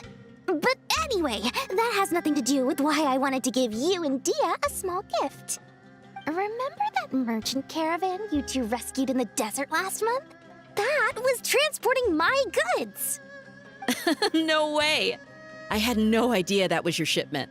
Explains the, eclectic mix of goods, though. Lord Sangama Bay's investment in the desert and generous stockpiling of goods has helped many people over the years. The shelters you funded especially have made life a little easier for the children and the elderly. Wait, how did you know about that? Oh, I see. Nefer told you, didn't she? Ugh, that pesky lady. Aren't intel brokers at least supposed to charge for divulging people's secrets? She and Candace go way back. It's normal for close friends to share things you wouldn't tell to everyone else. Sure, but why did they have to be things about me? That's how Nefer shows that she cares. She wishes for all of us to know what a generous person you truly are. It must be hard trying to make a living far away from home. Just because we can tell what kind of person you are doesn't mean everyone else can. Well, maybe her intentions were partly good, but I don't think that's the full story. I'm sure she enjoyed knowing how much it would annoy me. I'm telling you, Nefer's got a mean streak. Definitely with you on that. Does praying help you stay calm? Defending one's home is a just cause. My heart is filled with a mix of anger and hope. Anger. You know, being able to get angry is a good thing. It shows that you're in touch with the real world, and that you have the passion to pursue something you believe in. Oh, my lady? What are you doing out here? Just taking a walk to clear my head. And look where I ended up. Were you praying just now? Yes, Miss Dunyarzad. Would you like to join us?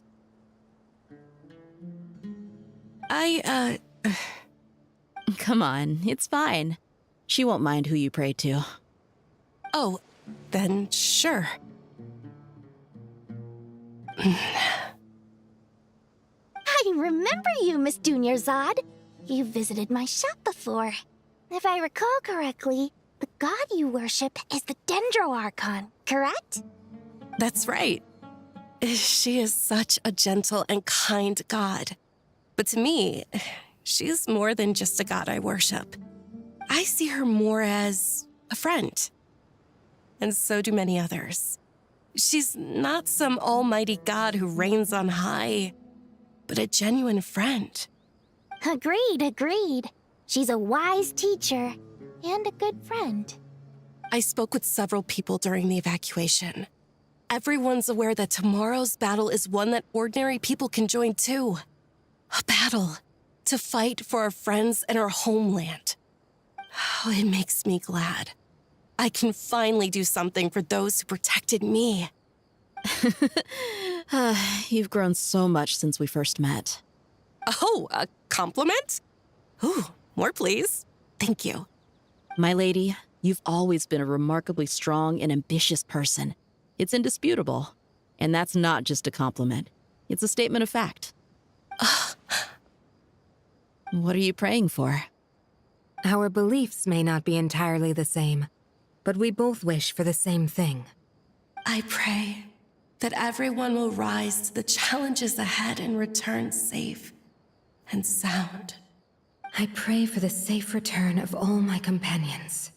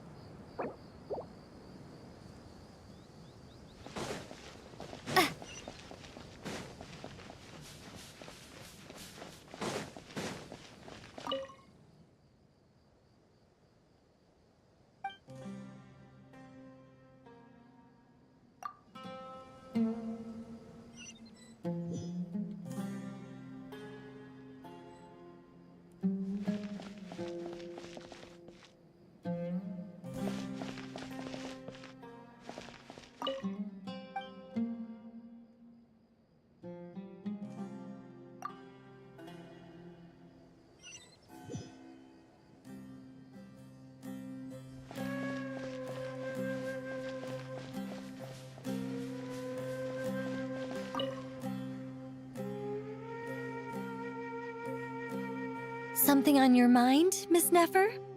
Nothing in particular. It's just, right now the future feels strange and unfamiliar. But the future has not yet arrived. How can you say how it feels? Some people know that there's an impending disaster. Others remain blissfully unaware. Each group is imagining an entirely different future while walking towards the same one. But when they get there, they'll still find they feel differently about it. People are shaped by their circumstances. Different circumstances create people with different perspectives.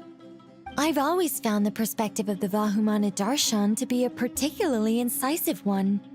Even at the height of the crisis in Nodcry, people held diverging opinions. But things are different this time. Indeed. Regardless of faith, gender, wealth, skin color, or eye color, everyone in Sumeru knows what will happen tomorrow. The world has never been an especially fair place. Yet now, against all odds, a moment of unprecedented unity and equality is about to take place. It's fascinating. If only my father could have lived to see this era. Era. To me, that term represents a much greater span of time. It can be an unsettling word. I would even say I'm afraid of it. Do angels even feel fear? Yes, at least I do. I fear the gap that grows wider with each passing day, and the never-ending flow of time. Time renders all memories insignificant and reduces all splendor to nothing. But those memories are the one thing I do not want to lose. You're very human in that regard. If angels draw too close to humanity, our wings burn away in the bright flame of awareness, and we fall to the earth. After spending so long among humans, I have lost much of my former glory. Maybe that's a good thing. You're more human than some humans are. I've been talking to Kale a lot in recent days. We seem to be in completely opposite situations. I suppose that makes us good case studies for comparison. Case studies for who? Myself, I suppose. After comparing the two of us, I suddenly discovered that I desired more than before. It was a gentle, pleasant sensation. Just as most people pursue glory and miracles, I too am pursuing miracles of my own. Guiding humans to make the miracles in their hearts a reality. That is my miracle. It doesn't sound so bad, does it?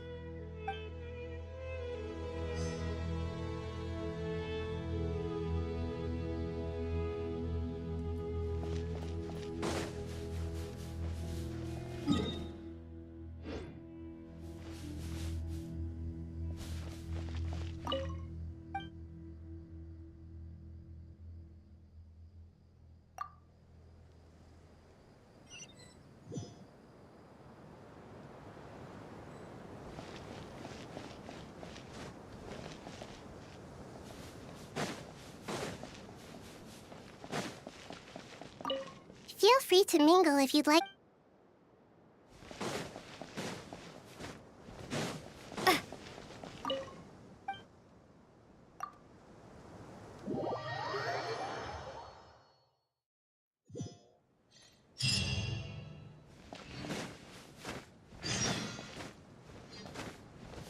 Time to go! Let's meet the others at the mausoleum of King Deshret.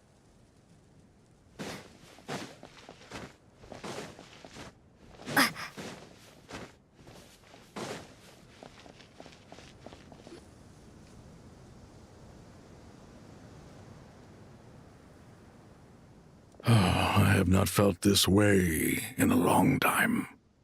Standing up high, gazing out at the rolling dunes.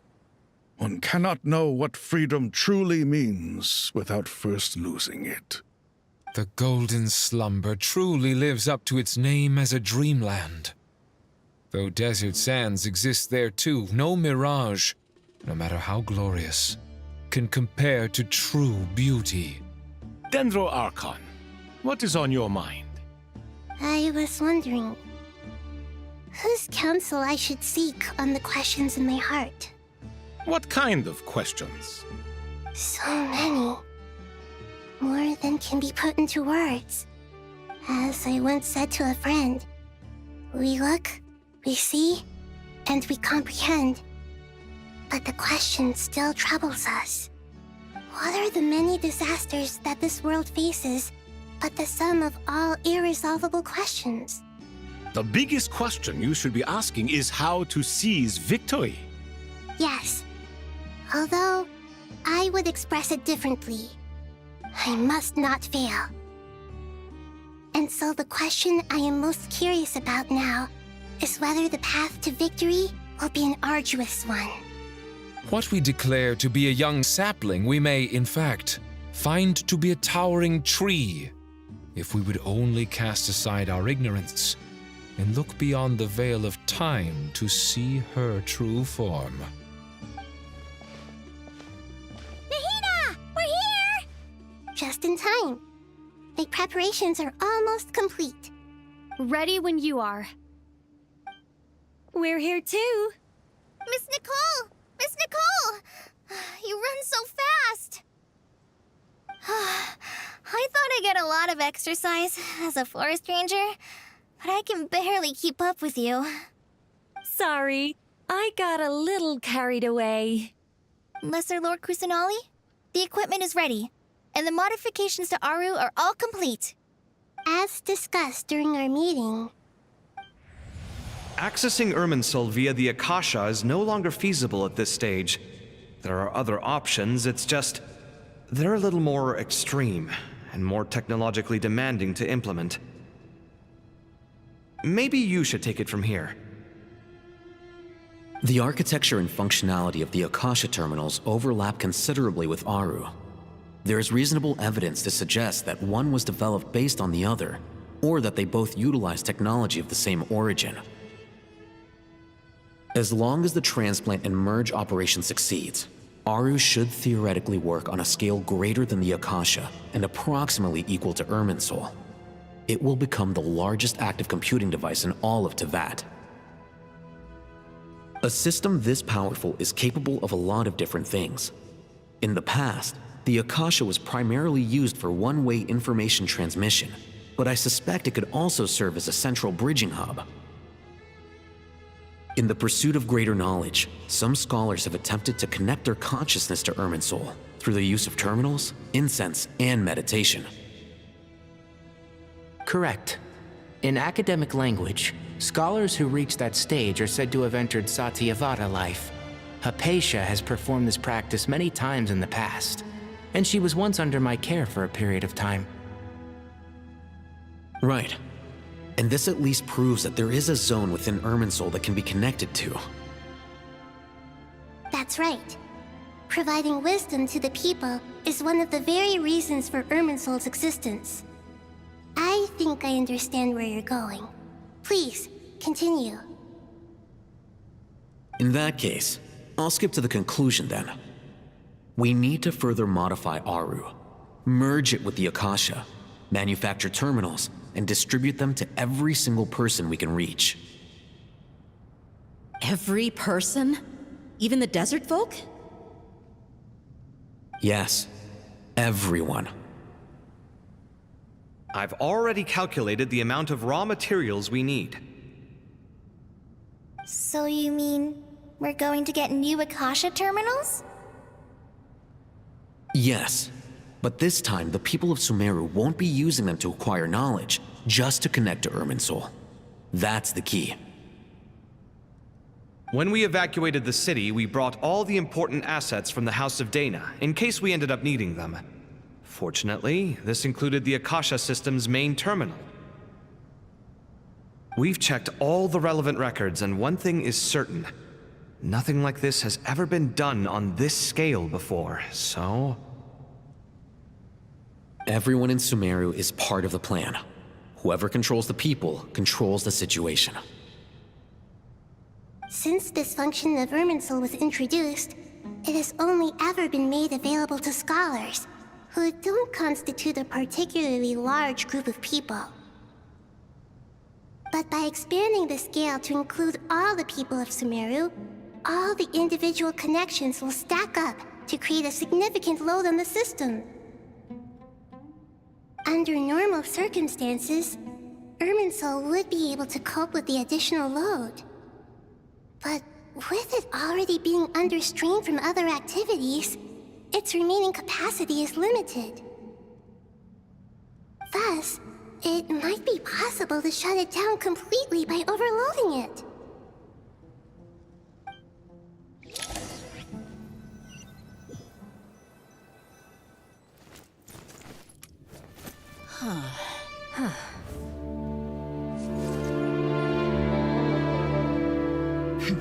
Counting down. 3, 2, 1. Are you ready? Ready!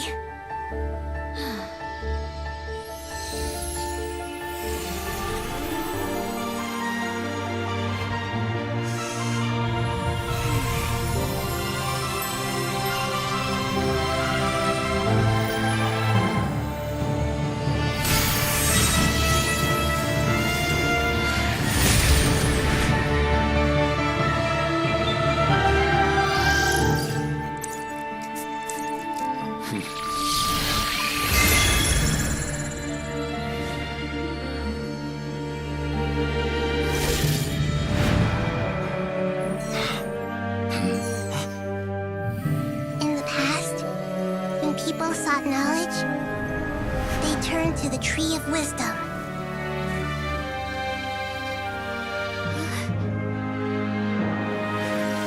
Today, we use it to save Sumeru and the whole world. These boughs that nurtured learning must not become tools for destroying the world.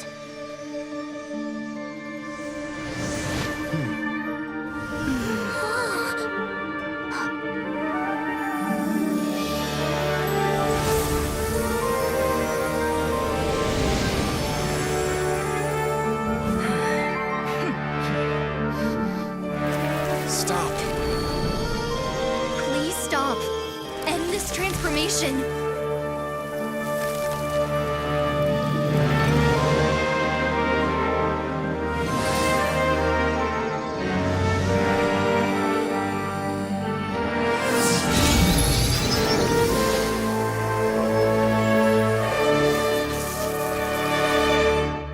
You would shut down Irminsul just to stop me? You fools.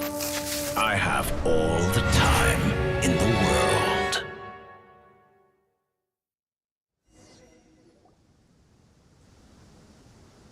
Success! The evil Irminsul tree has stopped growing! Great!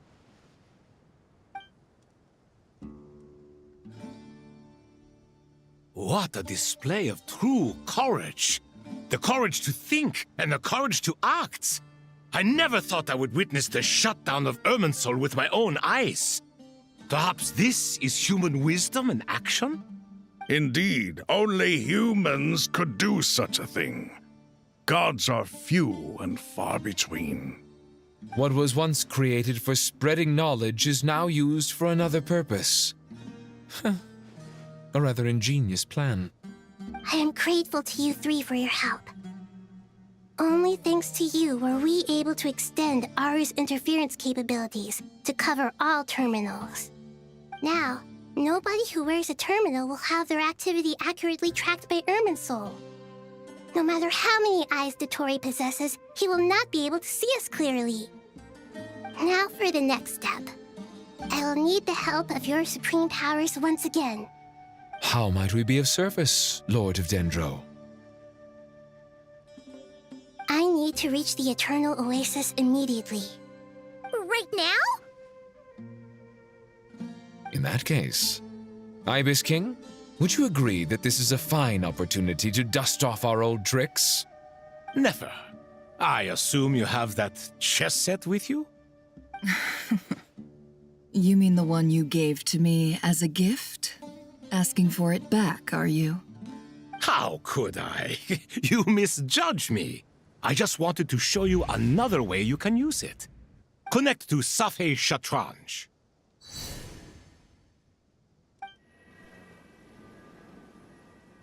Safei Shatranj? You mean that place in the desert? Thoth's chess set gains its power from the chessboard laid out in the desert by King Deshret and ourselves. All ceremonies conducted using the chess set must be activated via Safé-Chatrange. In other words, the chess set is an extension of the chessboard.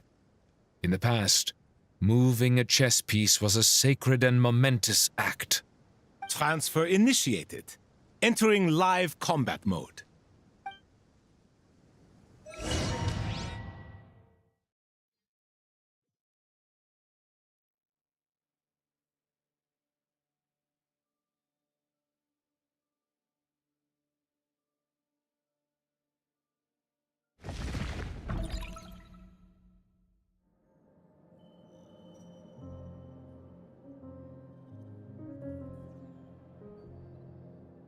We haven't heard a single word from our spy in the desert. I'm afraid he might have been captured. Never mind. But we spent years turning him. And a lot of Mora. Nothing comes for free in this world, but the loss is not without its purpose. For a small price, we have wasted a precious amount of the limited time they have. Quite a bargain, if you ask me.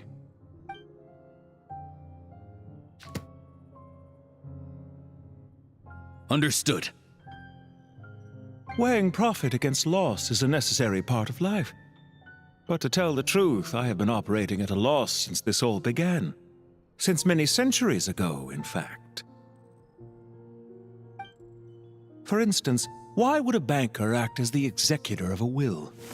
If you hadn't deposited your personal belongings at Northland Bank, I would have no reason to be here right now.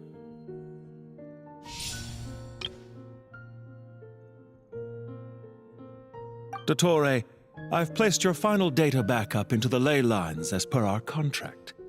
I trust we are now square for the safe deposit fees you paid. Is it not a little petty to split hairs like this, given our amicable relationship? I consider sound bookkeeping a matter of principle. Do not forget that you only live to see this day thanks to me. In fact, every day of your life since you met me, you've been living on borrowed time. Why, that's hardly a fair assessment. I will concede that my survival was perhaps at your whim, but I became a harbinger on my own merits. Managing money is not like other professions. Mine is not a role I could have acquired based on your recommendation alone, and certainly not one I could have lasted so long in without genuine ability. The information stored in the ley lines is quite comprehensive. Rest assured, I have not forgotten how strong your pride is. Well, I presume you have no sense of fragmentation while talking with me. How could anything possibly go wrong with such strict measures in place? The remainder of your soul was split in two, with one half sent to Nodcry and the other stored in the most secure vault of the Northland Bank. Though I must say, your disdain for the other segments is quite amusing. Zandik is you, and you are Zandik. Zandik created the segments, yet you, a segment yourself, reject him.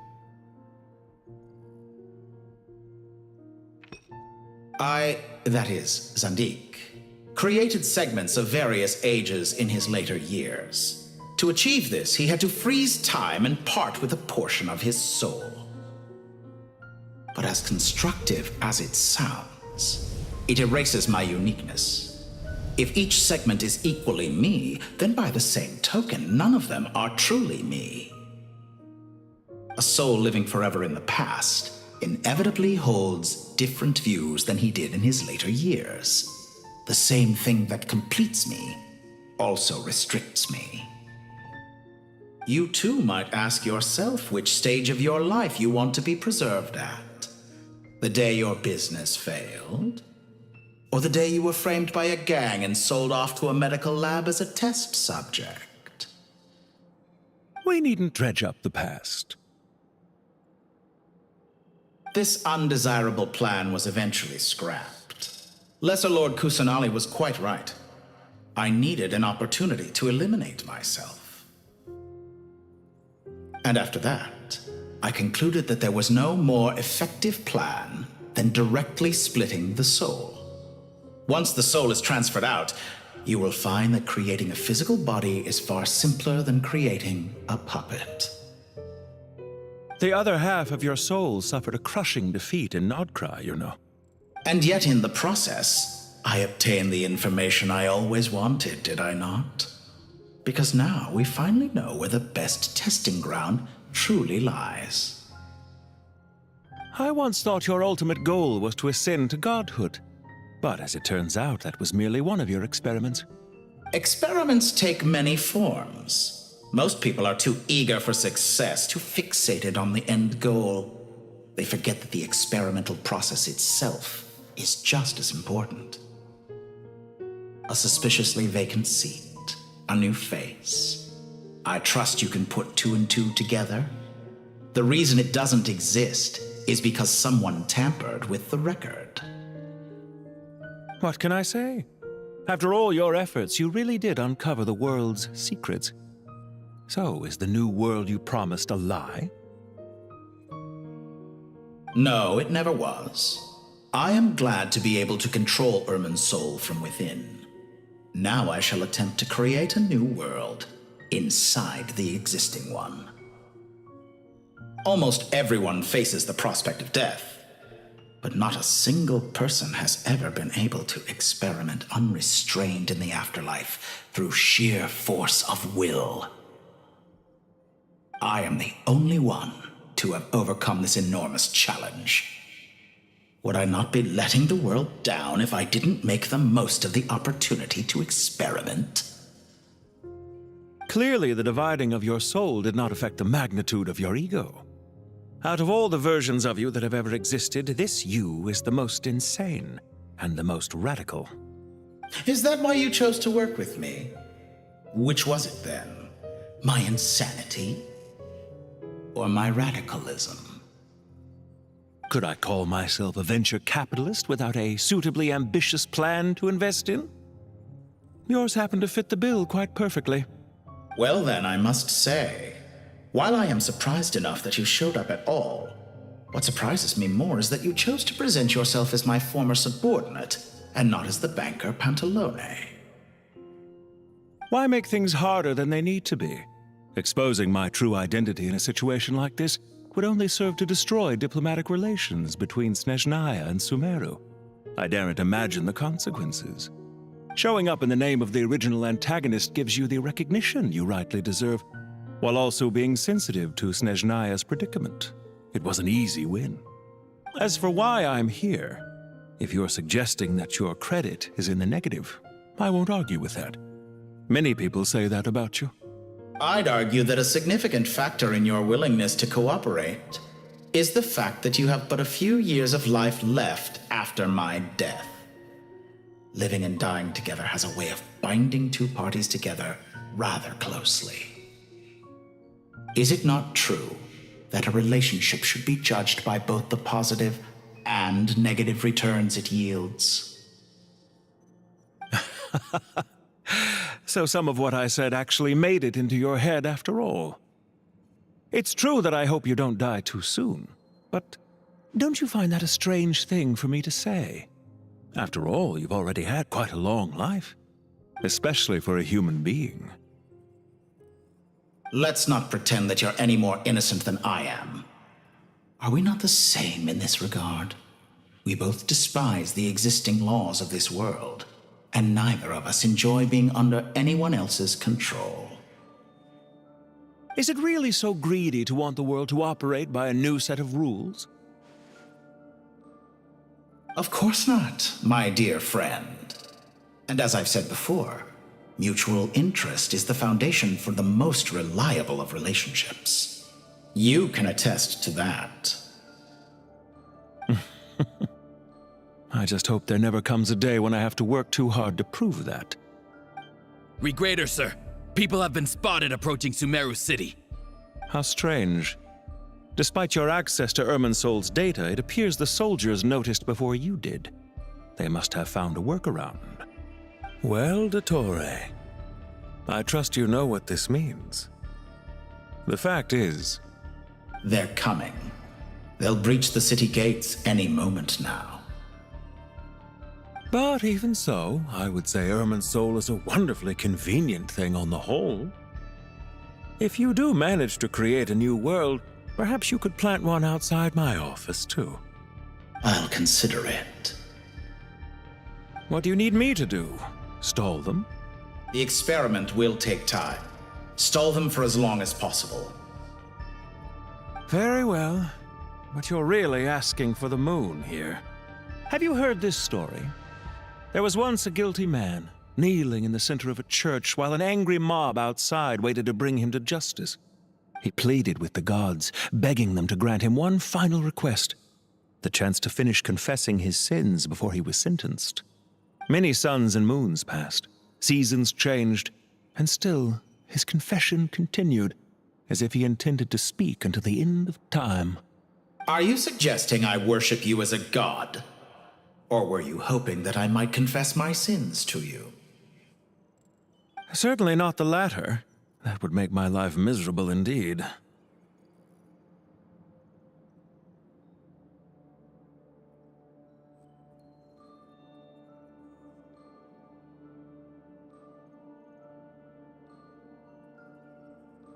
Do you have anything lined up for when this is all over? Hard to say. Field work always takes quite a toll on me, as you know. Once I'm back at Snezhnaya, I'll start with a well-earned cigarette. Why are you so eager to ruin your lungs after I went to the trouble of replacing them for you? If you have an issue with it, feel free to try to stop me.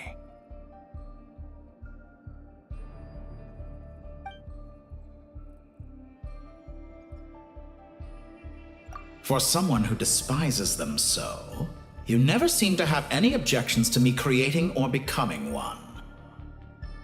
At first, I thought you'd be furious. Concerned I would terminate our partnership, were you? Not at all. You had reasons why our partnership must continue. Don't you find people's attitudes toward gods amusing? A god descends from the heavens and people worship it unreservedly, blindly following whatever rules are given to them. And yet, when they see an ordinary person gain godlike levels of power by virtue of their own hard work, they treat him with nothing but suspicion, even if he is a compatriot. Is that supposed to be a compliment? No. I was just thinking. I pity the man who would call you a compatriot. There's no need to be so self-critical.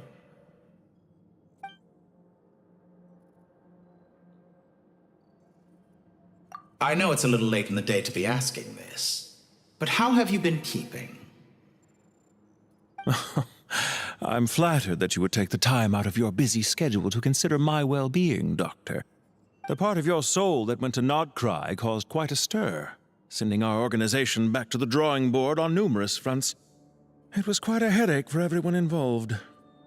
Dear me, I must have caused you no end of trouble. You certainly did. I had the rare honor of being summoned before the Tsaritsa with Pulcinella to answer for myself. A terrifying ordeal. Don't worry, I pulled through. At most, it's a public relations nightmare. I made sure of that. Now I'm curious. How did you explain yourself? Oh, it was quite simple. I just pinned the blame on someone who wasn't there to defend himself. I could hardly be expected to defy the demands of someone as insistent as the Second Harbinger, now could I? How you slander me. You know full well that I am perfectly amenable to reason. There's no question that you are partly to blame for the ruin of my reputation over the years.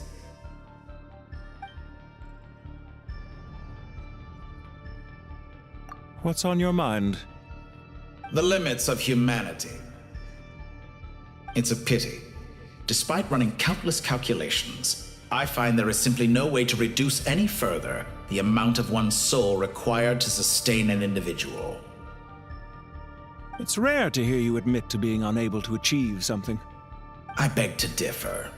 For instance, as I've told you before, the original me was prone to motion sickness and couldn't make long train rides. Ah, yes, of course.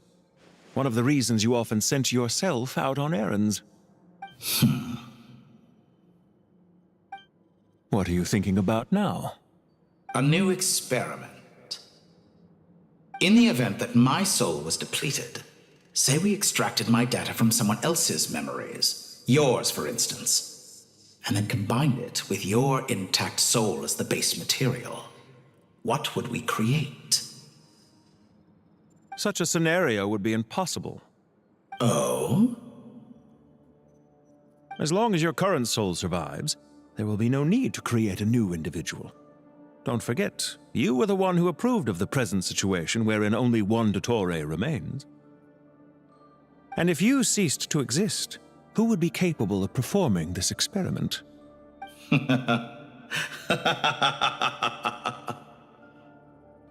Since the day I met you, you've always excelled at talking your way out of a quandary.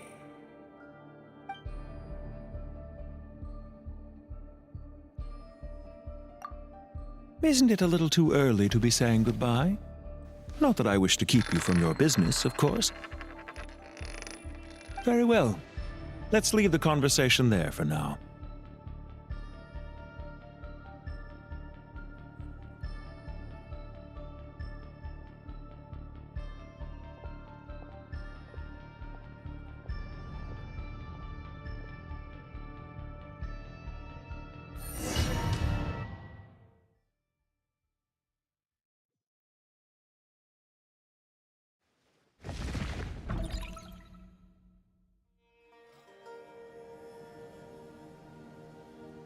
The power of King Deshret's 7 pillars is truly remarkable.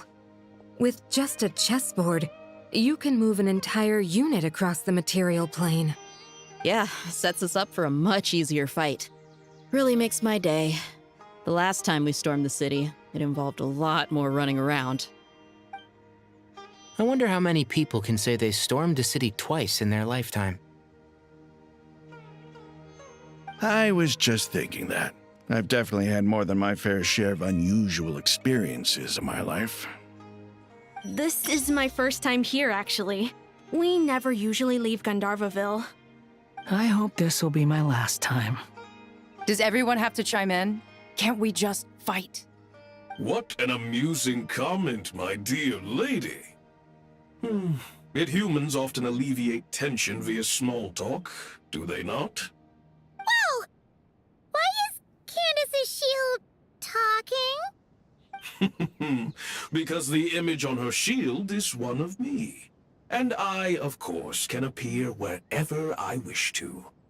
Huh.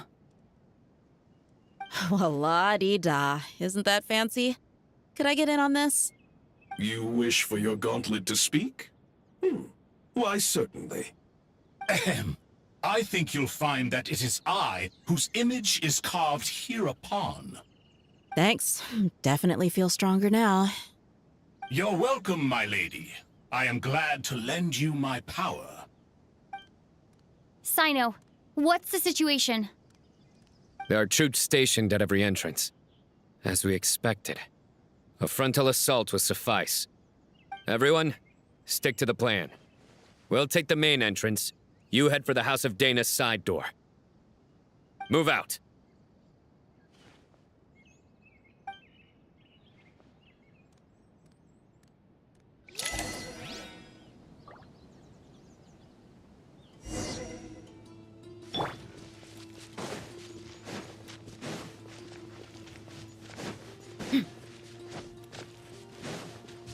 Out of my way!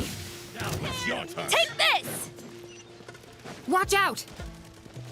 Ah! Get lost. Whew. Thank you, Jet. You gotta be more careful. If you're not ready to put your life on the line, you can't be certain of defeating your opponent. She's right. Keep your wits about you, Rana.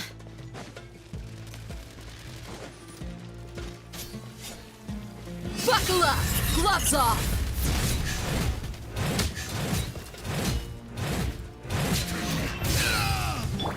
Flee! We shall prevail!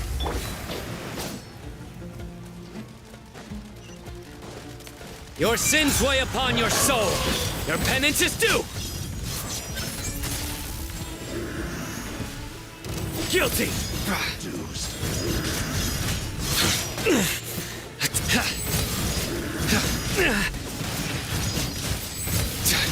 Do your worst!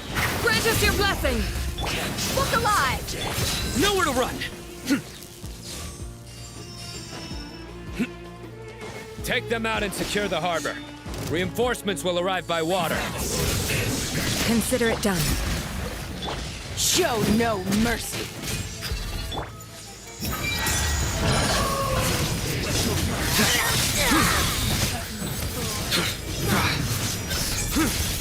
You stand condemned! Your penance is due! Winter. Guilty! You stand condemned! Flee! We shall prevail! Buckle up! Hi!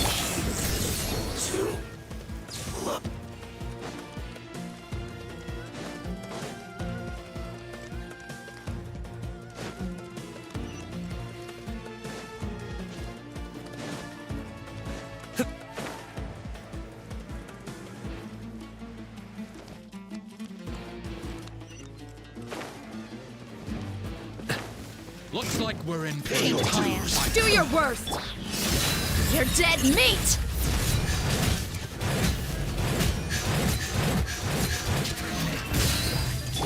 Surrender! Through me, justice is served! Guilty! Your penance is due! Guilty! Your penance is due! Hear my prayer! Look alive! Nowhere to run!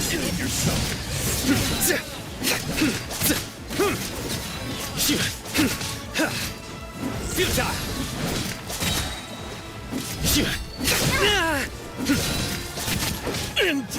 Your sins weigh upon your soul! Guilty!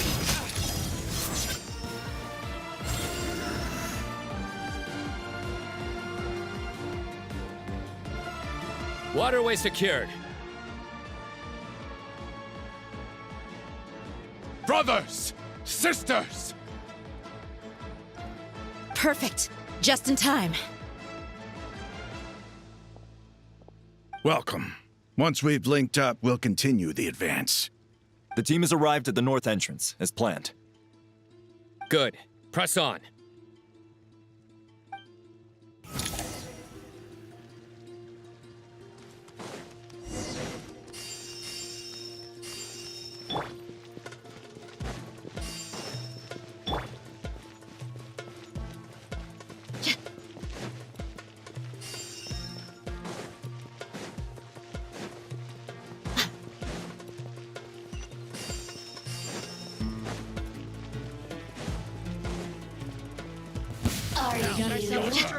Let's get it on!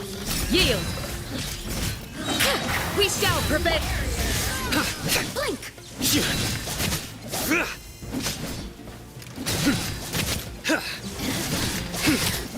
Surrender!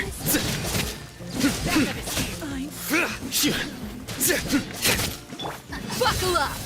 You asked for it!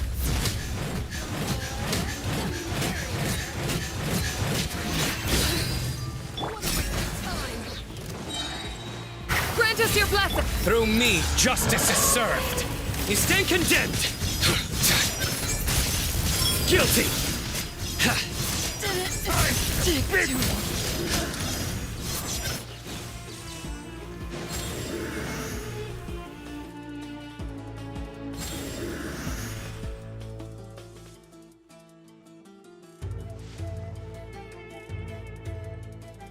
Look out! It's an ambush! Finally. We need to hurry. Take the middle road now. Mahamatrasino, area clear. Don't relax just yet. More Fatui approaching from the right.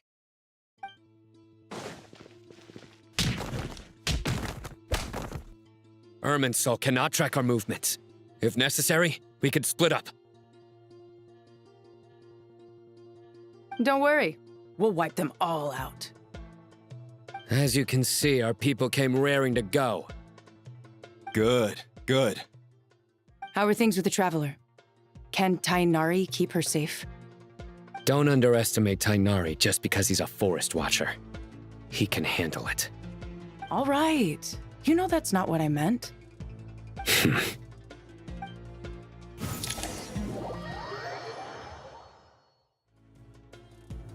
Sino and the reinforcements have drawn the Fatui's fire away. It's our turn. By using a cluster leaf of cultivation, we can pass through certain terrain silently. Good luck with that. We'll just fly up there. Huh? Oh, yeah. Paimon forgot she could fly. Ready? Ready.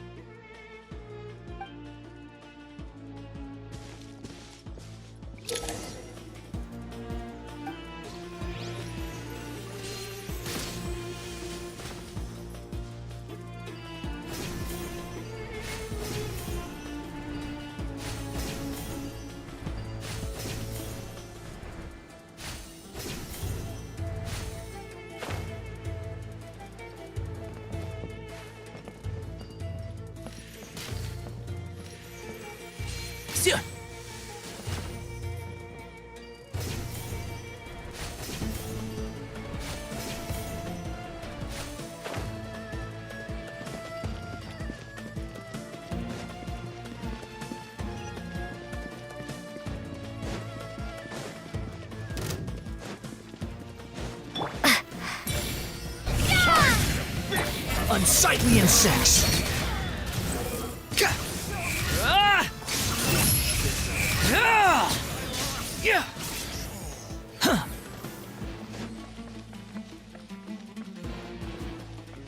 Quit following me.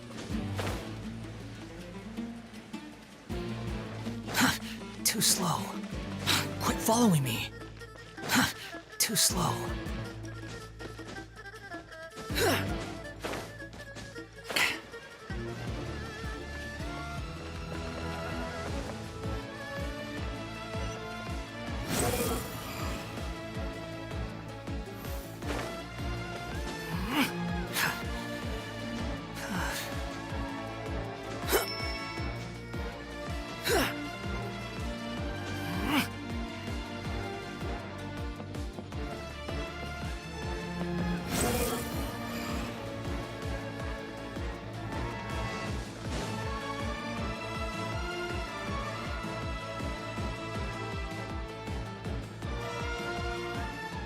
Fatui soldiers up ahead.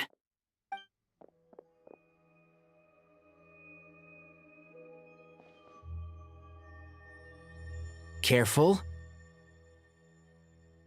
Prepare for battle. Hey! There's people over there. You have some nerve showing your faces here in the center of Sumeru City.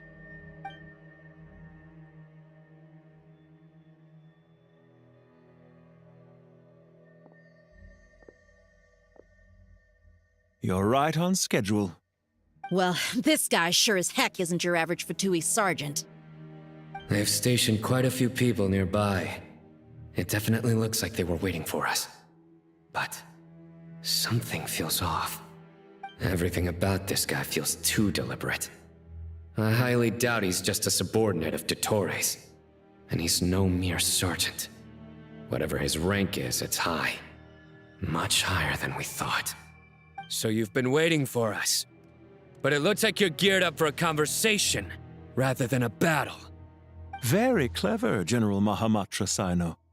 I know you're the one in charge of this siege, and I look forward to making a deal with you. A siege? Sumeru City belongs to us! Historically, yes. But things can always change. We have quite a sizable force with us, you know. For instance... There's a Fatui ambush at the north gate. Can you handle him? We can for now. Yes, I'm quite sure both sides can hold their ground for the time being. The battle has not yet reached its climax. But what happens next? Do you enjoy watching bloodshed? Surely some of those here are people you count as friends. Once a war begins, some people must die. I doubt you wish that fate upon anyone you know. Wait a second. It's a trick. He's not even there. Silence! He disappeared. What was that? A ghost? Curses! He was never there to begin with. That was just a shadow projected there to lure us in. Enough talk! Attack! I apologize for being unable to accompany you at this crucial moment, but I am compelled to leave for reasons beyond my control. Please excuse me. Sumeru's General Mahamatra is quite ruthless. It's a good thing I wasn't there in person. Your illusion held them up for a time just fine. But now that they have seen through it, they will realize you were just a decoy.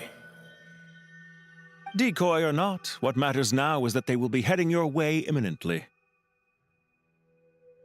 Not imminently. They are already here.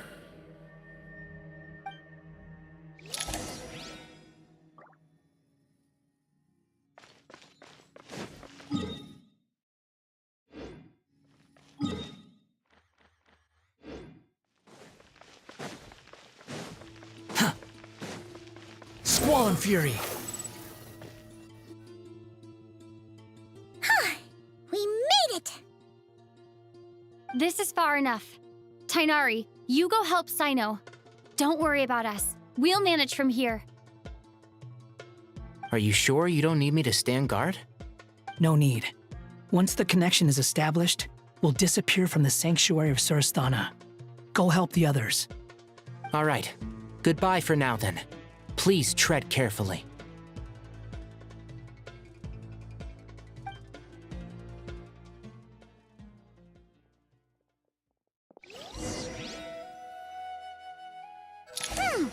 Now where's the interface Nahida mentioned?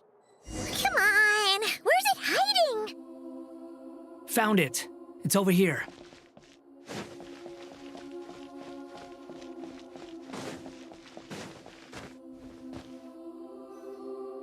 We can connect to the inside of Irminsul through the Sanctuary of Surasthana's built-in security system. You should be pretty familiar with the process. Is it the same route as last time? For the most part, we don't need to adjust any of the parameters. Then I should be fine. And Paimon? Once you're both ready, we'll set off. Wait! The stakes are way higher this time, right? Maybe Paimon should stay outside and help the others. Then, you can focus on the fight without having to worry about Paimon. Huh? Why are you staring at me like that? It's nothing. I just suddenly realized how much you've grown. Hey, you've grown quite a lot yourself. Don't you two start getting into it again. Well, anyway, Paimon thinks she's pretty knowledgeable. Who's the best guide in Teyvat again? And don't forget, Paimon's a college student now. If we say Alhatham's not a weirdo, it's hard to explain how he came up with the idea of you applying to the academia. But for all that he counts, you're doing surprisingly well in your studies. Just goes to show how important it is to have someone supporting you. And Paimon's not the only one. Let's not forget that you only became a student because of Nahida's personal recommendation. That's fair. I have learned a lot in Sumeru. Oh yeah, did you ever come up with that ugly nickname you promised me? What? No way! We're friends now! Paimon gave up on giving you one ages ago. Anyway, isn't Hat Guy enough of a nickname for you? Fine. Suit yourself. We need to go. Paimon, if you're staying, look after yourself. Will do. Paimon's gonna link up with Tainari and Sino. You guys are the ones who need to be careful. We will be. Bye for now.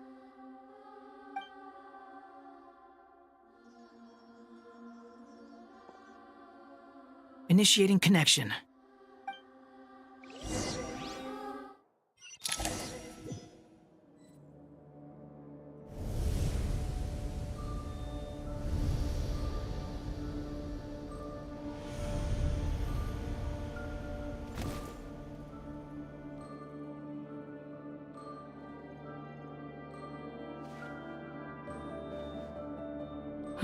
Well, here we are again. Come to think of it, I still don't even know where we're going. Thanks to our terminals, it should be impossible for Irminsul to read. I can... Don't tell me. Only you need to know. That way, whatever happens to me next, it won't affect your progress. Listen to me. Your safety is just as important as mine. Don't even think about sacrificing yourself for the greater good. We came here together, and we're leaving together. All right, if you insist. I won't argue with you.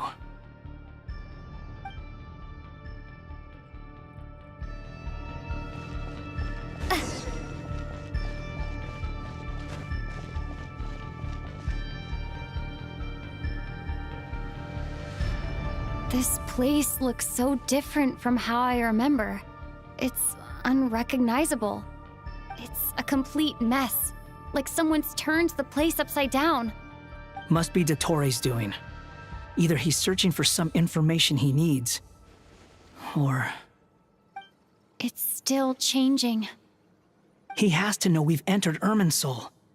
But luckily for us, he can't pinpoint our location. Be on your guard. Don't let him find us. The red parts have probably been corrupted by Dottores' power. Don't touch them, or you might alert him.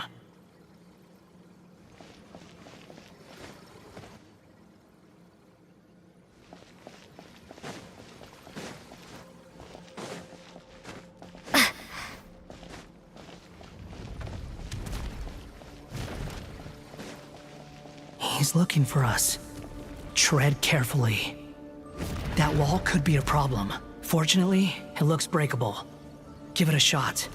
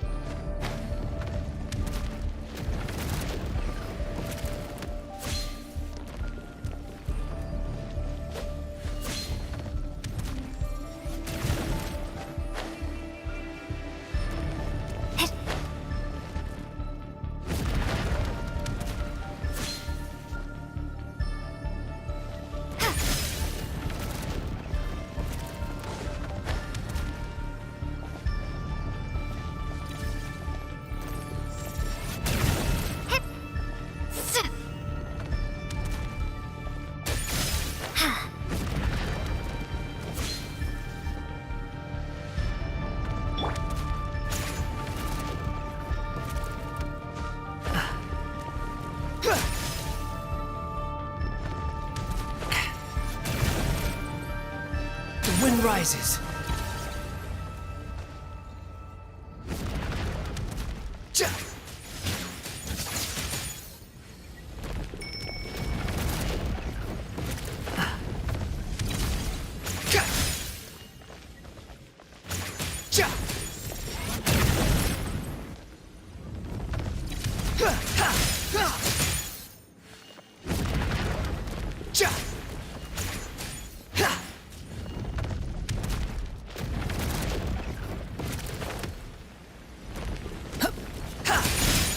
Behold!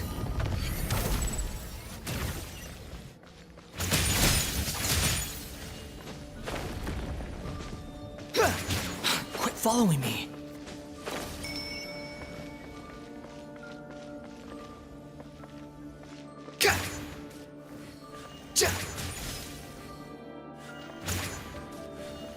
Squall and Fury.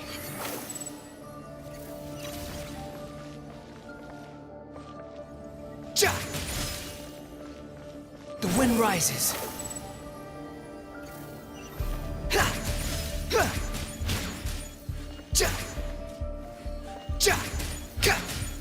Behold!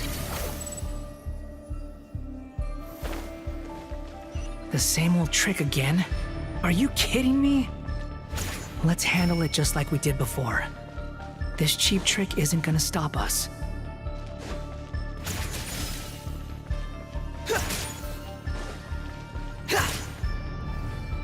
Oh no! trap! Is that why he was using the same trick over and over again? To get us to lower our guard?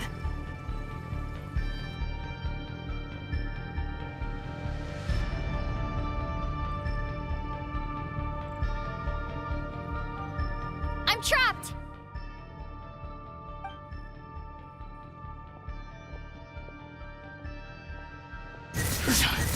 Why won't this thing budge? Hello? Hello? Can you hear me?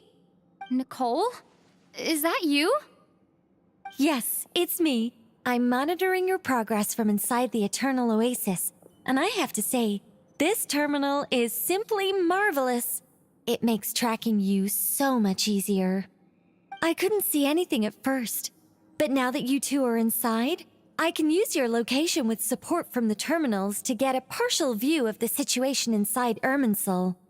It's not the clearest image, but it's better than not being able to help at all. So, here I am. I can't intervene directly, but I can help to guide you out of the jam you're currently in. So please, just follow my lead. Dottore in his current form is obliged upon both Irminsul and the ley lines. Pay attention to your surroundings. There must be sources of his contamination. Is that one of them? Precisely. Take it out. Good work. But we're not done yet. Stay close, and let's see if we can find any others like it nearby.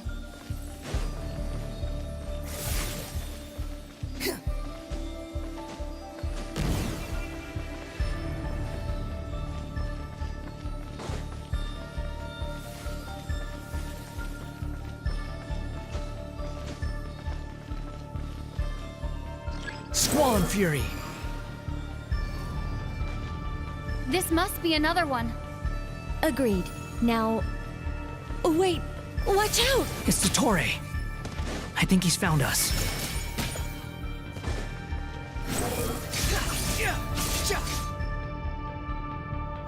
The seal is broken. Quick! Get out of there! Too slow. And where exactly do you think you can run to? Wait, what is that? Pursuers! That's gotta be it! Run! Don't let that thing touch you. Dodge that attack!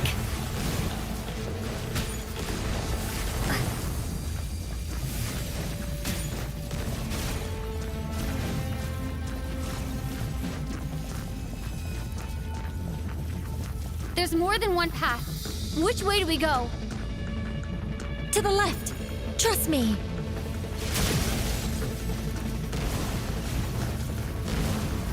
Fleeing like vermin. What a pathetic sight. Hey! Watch yourselves! Stay focused! There's a cliff ahead! Jump! More of those corruption sources. Destroy them as you did before, and open the exit as quickly as possible. They're relentless. Is he trying to wear us down? You'll just have to destroy these too.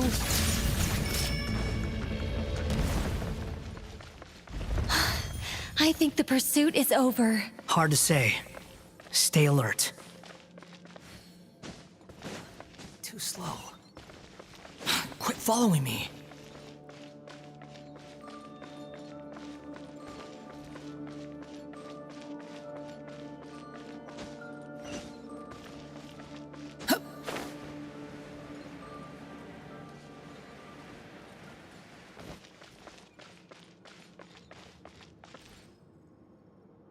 Whew. I think we've made it to relative safety. Phew, goodness. That was tough. You doing okay? I'll be fine. Don't worry. Take a short rest, and then... Nicole? Nicole! The connection's been cut. But that means... Look at you supporting one another. How very touching.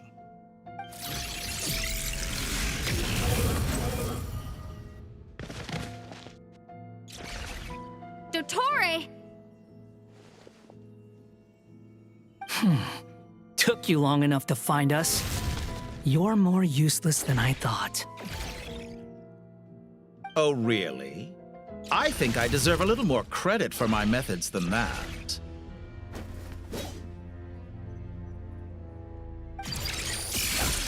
Rather than hunting you down, I chose to let you roam free.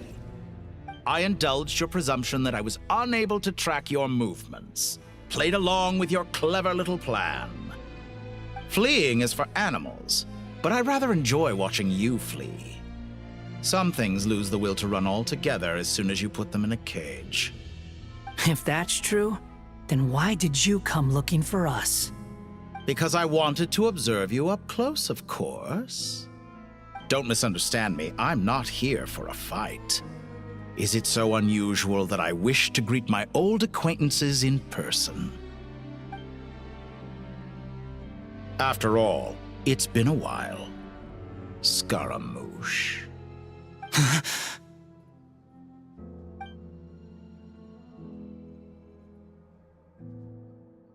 Why are you so afraid? I have done nothing unprecedented in discovering the truth. Nor did I go to any great lengths to uncover your story. You made a bold series of moves in deciding to erase yourself. And with the power of this great chronicling device called Ermin's Soul, you were able to achieve something quite remarkable. Once most people form an opinion about someone, it tends to imprison their mind. Yet you managed to erase every trace of your existence. A novel take on death indeed. However, this meant that you stood out to me all the more when I saw you in Nodcry. I didn't even have to go looking for you. Just the sight of you was enough for me to intuit the truth. For someone in my position, connecting the dots was a trivial affair. It would have been more surprising if I hadn't managed to piece it together. You seem very pleased with yourself for figuring it out. I'm sure you'd even be more delighted to learn the full extent of your crimes. That would hardly be necessary. Besides, isn't there something that concerns you more right now? Something that fills you with dread? Let me put your mind at ease. I have no intention whatsoever of restoring any of the records you deleted. For one thing, it would be exceptionally difficult. But more to the point, I doubt that the prospect of losing your current life is all that frightening to you. Because in your case, the cruelest twist of fate is that you'll never again have the chance to make up for any of your mistakes. Isn't it? Dottore?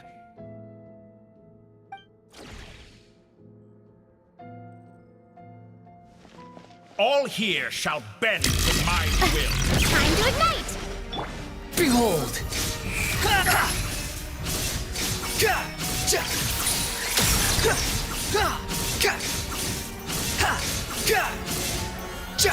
I'm afraid you'll need to do better than that to take me down.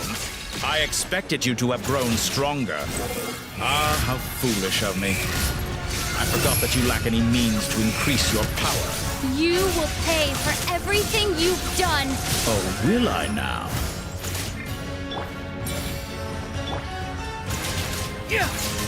The wind rises.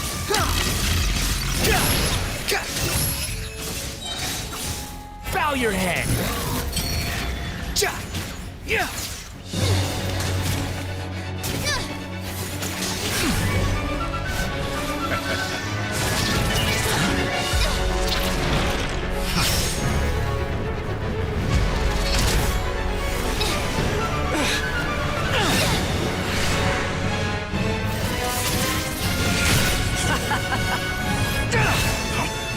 Does the prospect of death amuse you?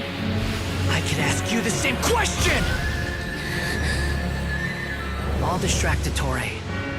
You focus on the mission. Got it.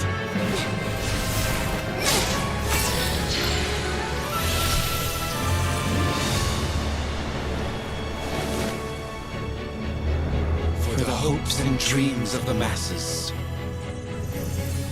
Open the secret door on this enchanting night. May wisdom's light eradicate ignorance and darkness, and hereby fulfill our ancient vow. Commence data extraction.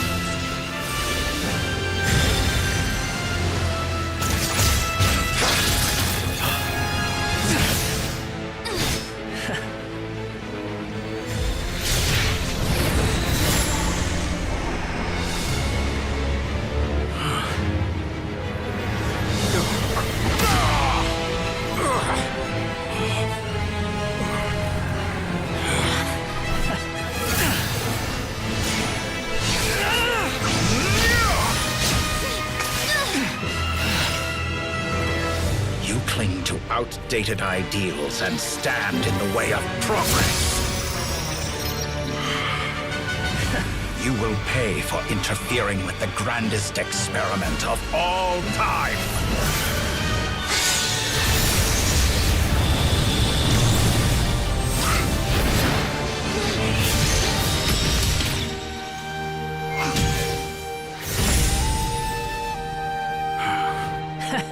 Good timing. Dotori, as clever as you are, you fail to understand wisdom. Wisdom takes many forms, but the path you have chosen eschews them all. Huh.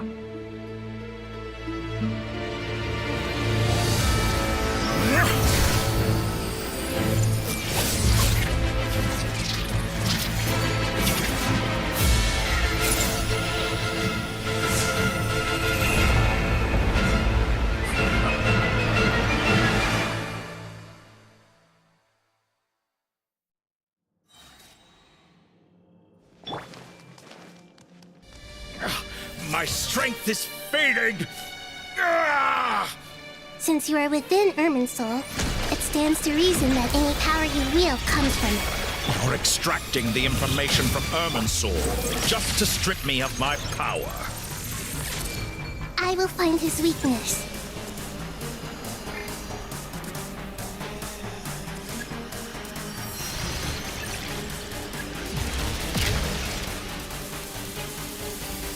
I see everything! Behold! How? I admire your attempt to introduce a new variable, but it's nowhere near enough!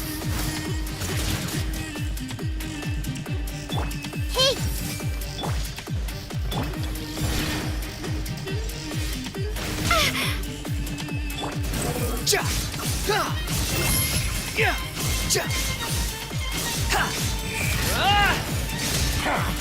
A petty trick. I see everything! Scorch and burn! Squall and fury!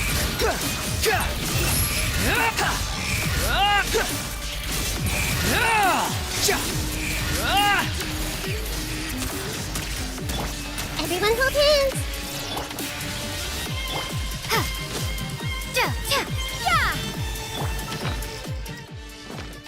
The wind rises.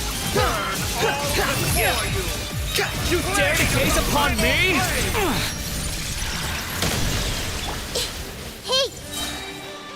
The Temple of Wisdom! You won't destroy. We're so close! Just hold on a little longer!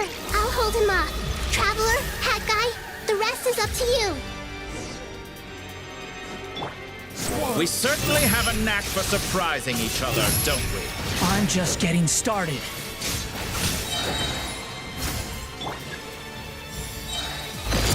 It's time! Say your prayers! Stay on the offensive, but watch your back!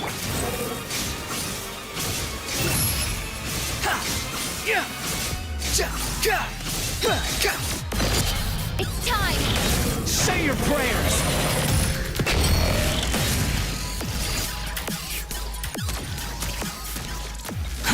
Too slow.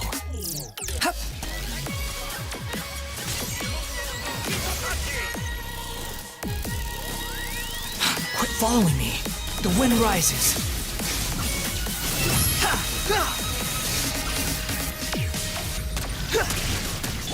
Scorch and burn! Behold! It's time!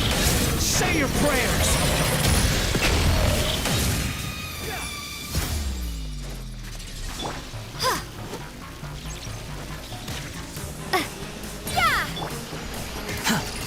rises.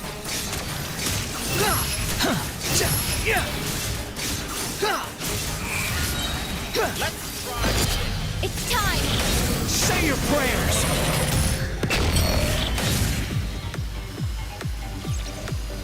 Squall and Fury!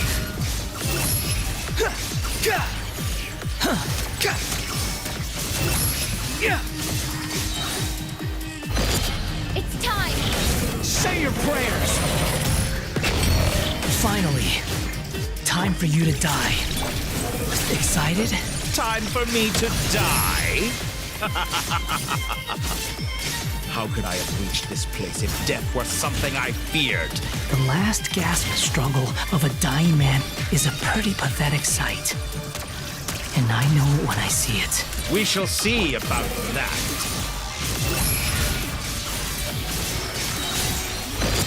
It's time! Say your prayers!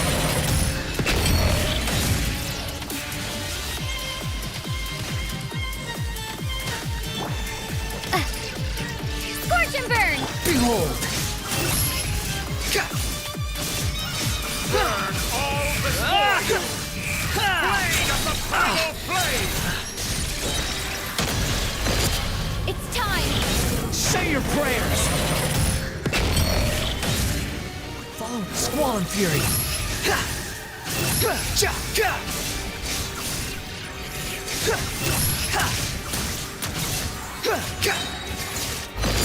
It's time! Say your prayers!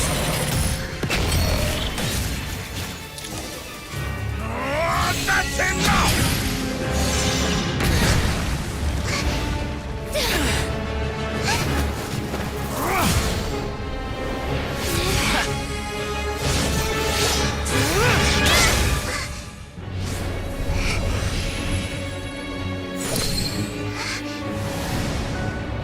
It's all yours. Do with it as you see fit.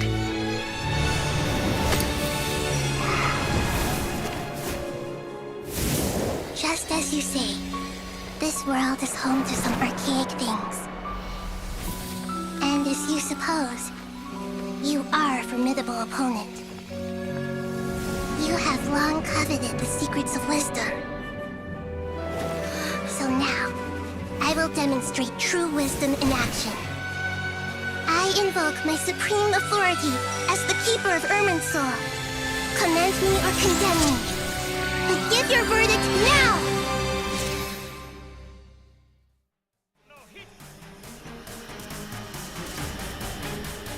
Blessed One of Wisdom, Mahakusaladhama, are you certain that you wish to exercise your authority to destroy Irminsul? It represents both your roots and your finest accomplishments. You truly intend to abandon the very thing you have always fought for? This is my decision. Irminsul has been corrupted beyond redemption. Irminsul is the original tree of Tevat. It is the means by which the heavenly principles maintains fate itself.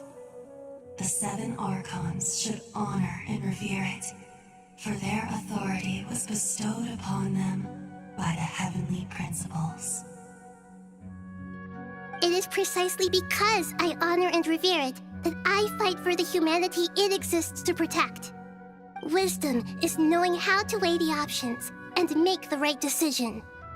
If you truly care about the fortunes of this world, then it is me you should seek to preserve. Planting a seed begins the chain of cause and effect. Since you have become a great tree yourself, why should the loss of another tree be anything to fear? Till we meet again, Lord of Dendro.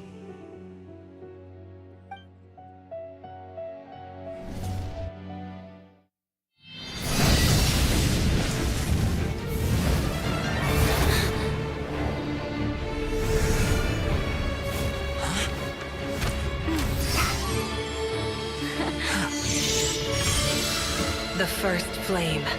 The pure, cleansing fire.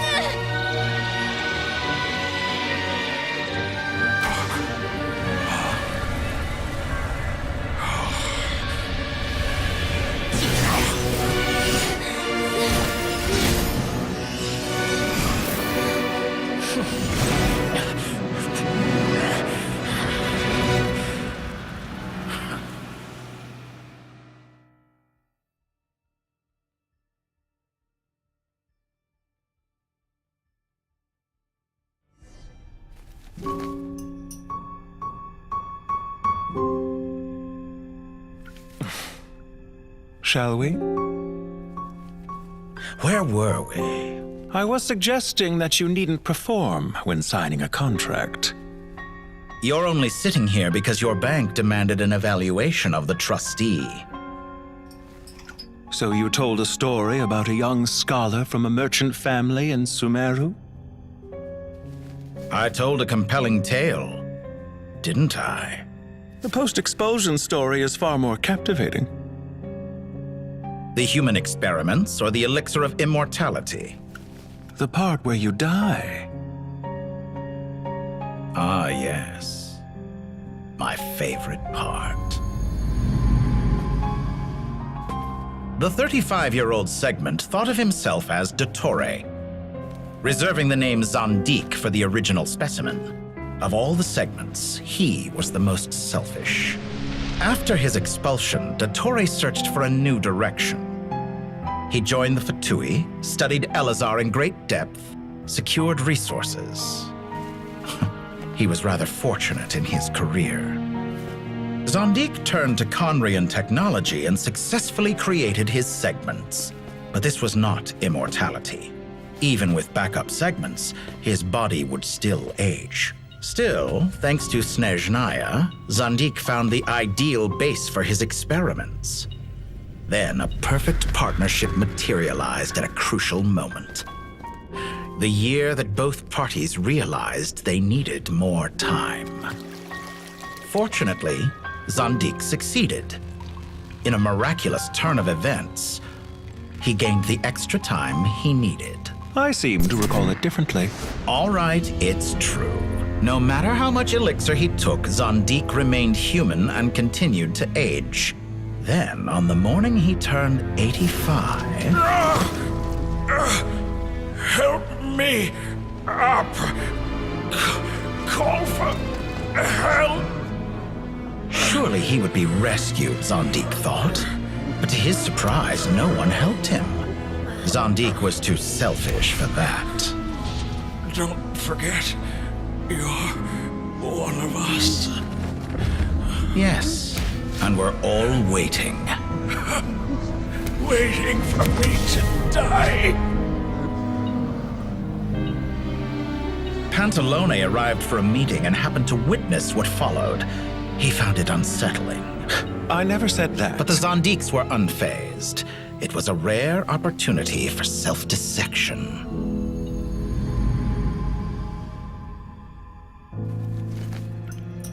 What does all that have to do with you depositing your data at Northland Bank?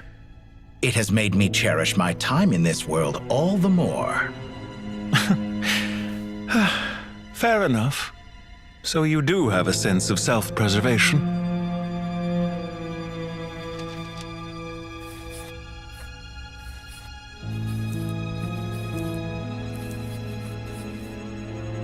What do you mean? You're hardly normal, and you don't cherish life. You just don't want to admit defeat in the limited time you have. Even so, don't I deserve an interesting ending? I'm counting on it.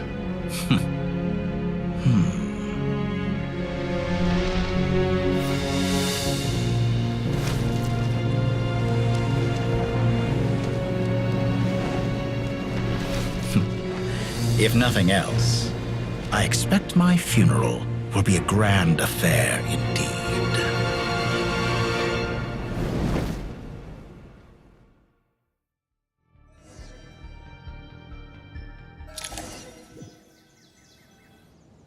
What a magnificent fire. In Snezhnaya, we light fires to ward off the cold. Fire, it seems, is antithetical to ideas such as cold, frozen, and unchanging. Perhaps it has always been that way. From the beginning, fire has been used to drive away wild beasts and warm the body and mind. You could say it's a form of treatment. One that cures the human heart of mortal fear. Mortal fear?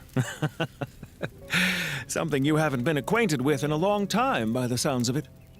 Whereas you, I'm sure, must know the feeling quite well indeed. I remember when we first discussed the elixir of immortality. You claimed that extending your lifespan was about buying more time. But was that really the truth? You fear the prospect of dying a wretched end in this world, don't you? Of course I do. I'm only human, after all. And while you may have forgotten it, you cannot deny that you too were once human, Dottore. I do not believe that there is no such fear in your heart. Perhaps you are right. But I abandoned it long ago and devoted myself to my experiments. I have felt no fear since. From the very beginning, I never thought you could win this game. But still you came, contract in hand, to honor our agreement. Because I am a reputable partner. And as we have discussed, experiments are about more than results alone. The process is equally important. I have come here and completed my creation, and I do not regret my decision. I'm afraid your journey ends here. After I die, there will be no one to make the elixir of immortality, and your remaining stock will only last a few more years. How then will you prove that you didn't perish in this incident alongside everyone else? When I feel optimistic about market environments, I never forcibly adjust them. They have their own direction. And I myself am one such environment. I have been quite particular about many things in my life. But where the manner of my death is concerned, I choose not to be. You make yourself sound so magnanimous. Oh, but I am. And I hope you will be too. It may have been a long time since anyone told you this, Dottore, but I recognize that you are a truly rare talent. Ha! I can see it. The experiment in blasphemy that I've been performing all this time. It has been a long process, and I do not care about the results as much as people might imagine. If the very goal of your experiment was to explore infinite possibilities, then there was never any reason for it to end. Indeed. Yet now, the experiment has officially drawn to a close. What should I call you? Zandik? Or do you prefer Dottore? Suit yourself. Goodbye, Feofan. This time, that's what it truly is. And don't I know it? Goodbye, Zandik.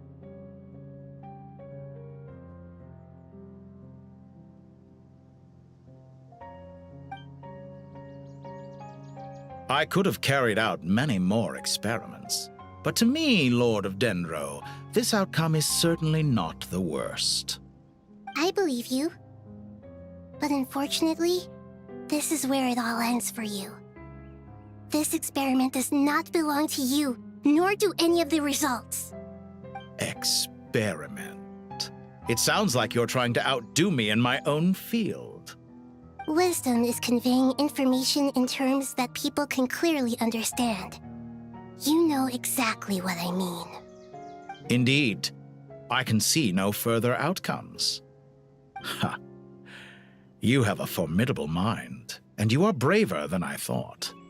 Setting fire to the very thing your survival depends on. Your previous threat was empty, but this time, it is real. When necessary, wisdom can be as fierce as an inferno. Some of the flames that incinerate you come from within yourself. Perhaps you are right. You see what lies at the bottom of the human heart, and that is your wisdom. Here is where your journey comes to an end. All that is yet unknown belongs to those of us who will carry on living. It seems I have unwittingly been your arch-enemy all along. But now, it's all over. I do not deny your intelligence. But what you refer to as experiments, I would never describe in those terms. They are events that take place in the real world, and they are so much more than mere data. Goodbye. We will never meet again.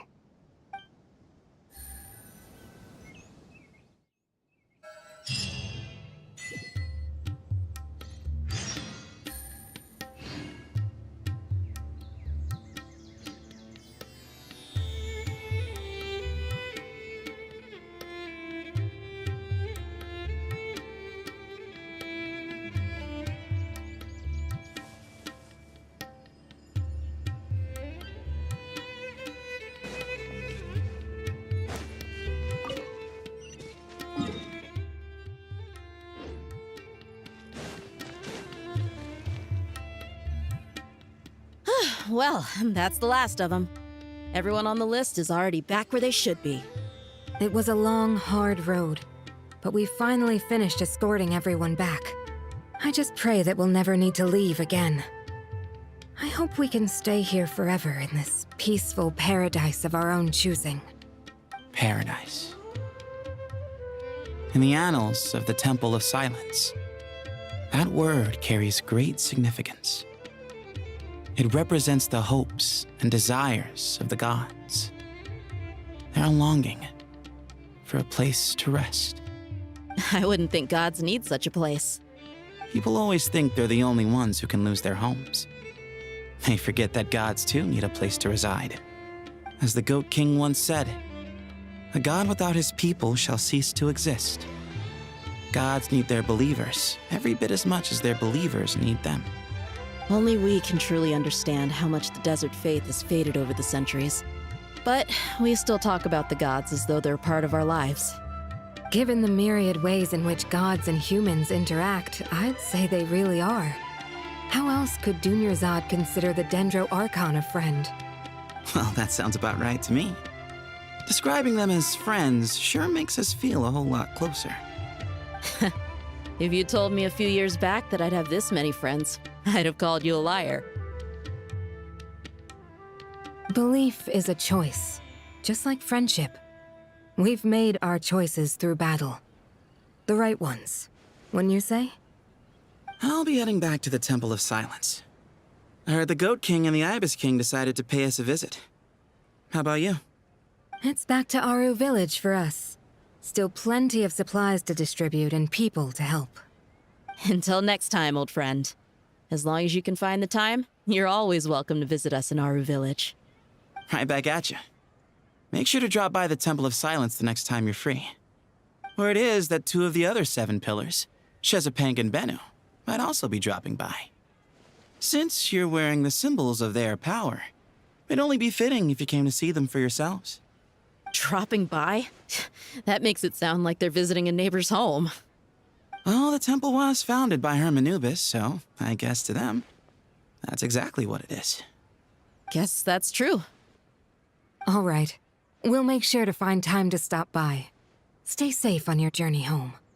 I will.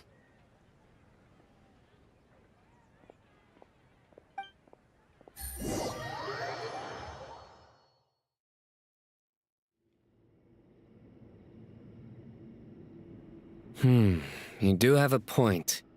See? Retirement has always been a problem, especially for old-timers like us who've been locked away all these years. You finally step out into the light, and bam! You're face to face with a whole different world. Naturally. What do you think, Layla? Huh? Why would you think to ask me? How could I possibly be qualified to decide where the servants of King Deshret should live? Sorry if my question was unclear. Do you think their statues will stand out too much if we place them here? Hey, I never agreed to this. How could we possibly allow our statues to be left in Hermanubis' home? That would be like breaking into someone's house, then pretending it belonged to you in the first place. Different beliefs can coexist. We still need to respect one another. By which you mean, you two plan to stay at the Temple of Silence, for a while at least, but you have no intention of relocating your statues here. So, you see this as sort of a family visit? Is that correct? Family. You could say that. In a sense, Hermanubis would view this as his home. Just look at this place. Magnificent, is it not? The sad truth is, in the past, all 3 of us invested so much into misguided ventures. We failed to build what we should have, and wasted so much time instead. And what do you mean by that? I mean that for the most part, time spent associating with the likes of Sobek, and, let's say, Thoth, might reasonably be considered wasted. Why does that not surprise me? Go on. Anyway, given how much time we'll all be spending together, I'd say that the bonds we built will end up proving to have been a sound investment.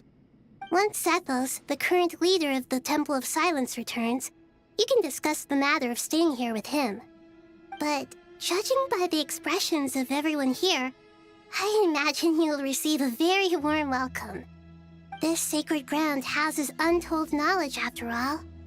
What better place for the servants of King Deshret to appear in the mortal world? How about we share a meal together first? I imagine it's been many years since you last tasted fresh food. Oh, that sounds wonderful. After so many hundreds of years, I can only surmise that desert cuisine has become a lot more varied. Are we having a get-together? If you'd like, I can help prepare some food. After all, Lord Thoth, you helped me so much in the desert, and I still haven't properly thanked you. Oh, my, that would be wonderful. I'm touched that you still remember. How the times have changed. To the people of today, it seems the Ibis King has become a kind and passionate god. And you, Mr. Herreshoff? What kind of god do you wish to be? To be honest, I haven't given it much thought. How about you, Dendro Archon? Do you have any hopes for your future? Me? I'm very happy with my current life. Forgive my bluntness, but you do not seem to derive your authority from majesty and might, like Lord Al-Ahmar. Clearly your approach has its advantages, but also its dangers, don't you think? I do, but projecting a majestic front doesn't really suit me. Besides, my relationship with others isn't simply one of a god and her people. Not putting on airs might earn you more adoration. Exactly. Besides, I really like parties where everyone brings their own food and we all come together to share. You should join us. I'm sure you'll find it fun. Last time when we got together for a picnic near the Avidia Forest, it was quite the occasion. Seeing as you're already here, how about we hold the next one in the desert? Can we do that? Wouldn't Tainari have to transport a ton of drinking water? Don't worry, I can help out. Layla, would you like to join us next time? Me? Sure. The more the merrier. That way we... Don't take this the wrong way. I just think you should know. When it comes to passing the time, chess is more our thing. In that case, Dendro Archon, what do you say? If I were to compete against you, I can't say with certainty I'd win, but I certainly wouldn't mind giving it a shot. Where's Sobek? I'm sure he'd be good for a few rounds. Cards, cards, cards! I'll always prefer chess. I wonder what variant of chess we're talking here. Mr. Thoth, is there some sort of astrological significance to this game? Oh, I'm glad you brought that up. As long as the leader of the Temple of Silence agrees, we can search Hermanubis' place for books to teach you how to play.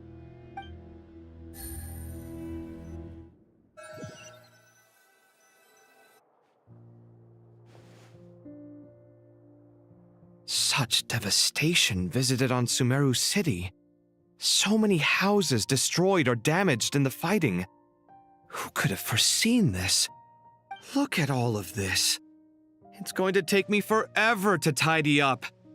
I suppose living below the academia doesn't always work out to your advantage.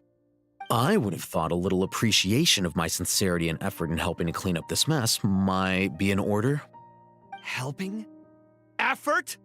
This is your house! Of course you should be putting in the effort! If anything, I'm the one who's helping! So you see yourself as just a helper in this situation. I must admit, I'm rather shocked. If you're trying to say that since I live here too, I have an obligation to tidy up, fine, I suppose I do. Wait a second, stop changing the subject! Nevertheless... In the wake of a great storm, a missing roof is a predictable inconvenience. Can you stop making it seem like I care more about this house than you do? Doesn't it upset you at all to see your home in this state? I won't pretend it's ideal, but that's no reason to be upset. This is the roof over your head, your shelter from the cold. The furniture is scattered, the paintings have fallen off the walls, the windows are shattered. Don't you feel even a little disheartened? The way I see it, these problems are easily solved. Ugh, this is precisely why I hate talking to you about sentimental things. It's like banging my head against a wall. You simply don't understand just how much work goes into making a proper home. It sounds like this is causing you a lot of anguish. You mean the house or the paintings? I mean your sentimentality. Oh, well, yes. But I'd rather not dwell on such things right now. Generally speaking, when anguish becomes the norm, people usually make an attempt to improve their situation. But there are so many people and things in life that are difficult to change. It's not like you can force them. Besides, anguish can be a source of inspiration, and I'm not sure I could break my reliance on it. I'm glad you're able to make yourself think like that. What kind of a response is that? I was stating a profound truth about the very nature of art. Suffering is the cradle of all creation. Even you can't deny that. And I wasn't trying to. I'm just happy for you. Pure and simple. Can't you tell? Happy about what? Happy that you can always find an answer that backs up your views. You... More often than not, life is a process of running into problems and then searching for answers. Yours more than most. Not everyone's so good at justifying things to themselves. It's something that you've been steadily mastering. Huh. What about you, then? What skills have you been mastering lately? Pass me that box. Huh? Okay. You may consider this my progress on the path to mastery. What? Wait a second. Isn't that box mine? Hey, it is! It must have fallen off that shelf. I'll hate them. Those are my paints and inks. Would you like me to put it in your bedroom for you? Huh? I mean, sure, if you don't mind. What kind of progress is this? Does he think he can bribe me? Not that giving me back my own things is much of a bribe. These books on the floor, they're a complete mess. And this one, didn't he say it was an out-of-print collectible? It's completely covered in dust, and some of its pages have even fallen out. Ugh, guess I should help him repair it. This one too. And this one.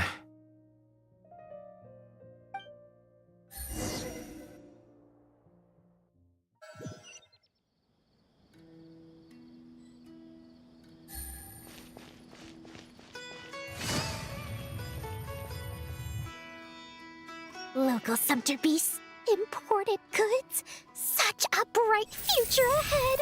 I can picture the Mora just rolling in.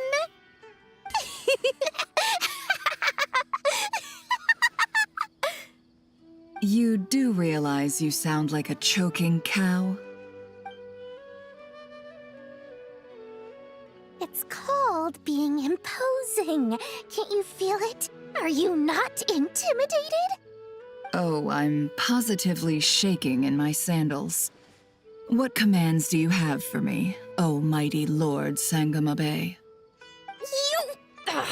You've got a lot of nerve, Nefer. You went and told Candace and the others everything, didn't you?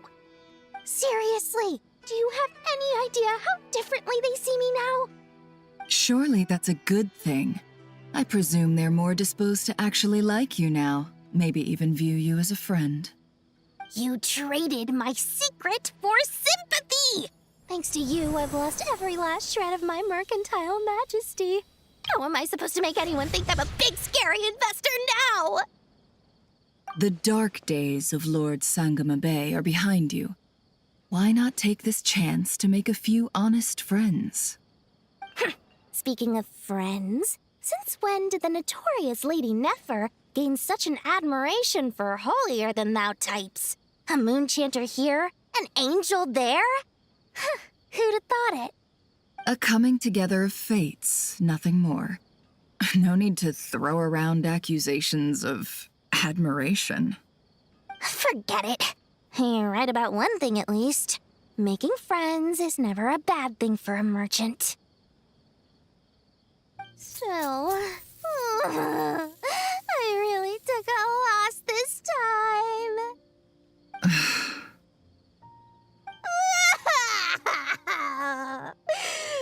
What are you looking at? I'm trying to see if you're really crying or if those are just crocodile tears. A little birdie told me that when Lord Sangama Bay makes money, the tears flow from the center of her eyes. But when she loses it, they flow from the corners. Which is it this time? Ugh, you are so annoying. I'm not talking to you anymore. Nefer, thank goodness you're here.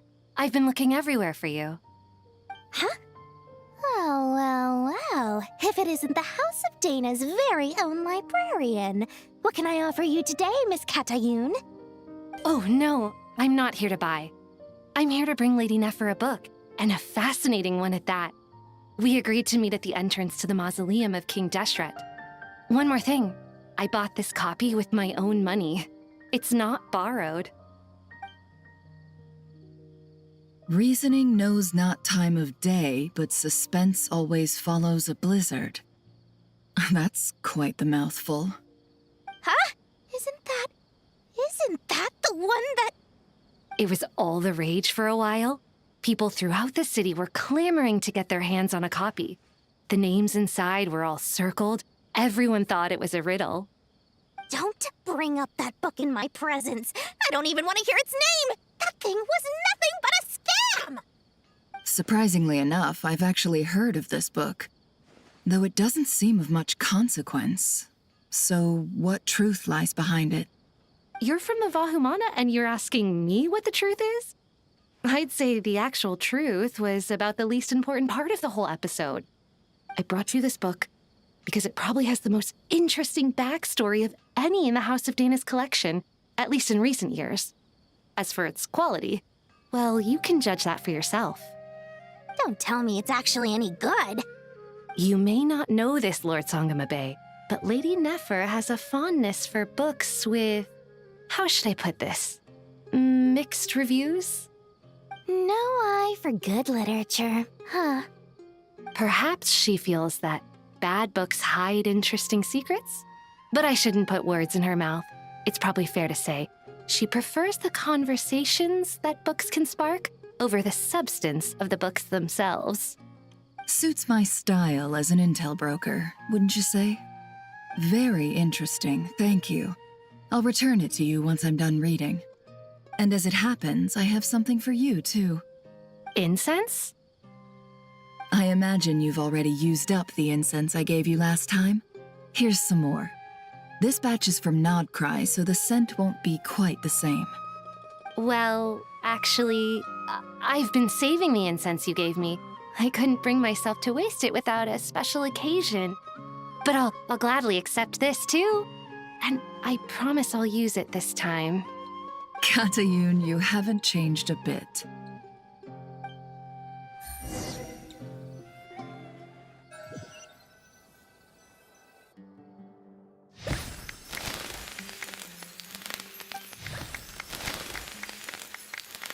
Congratulations, Kale.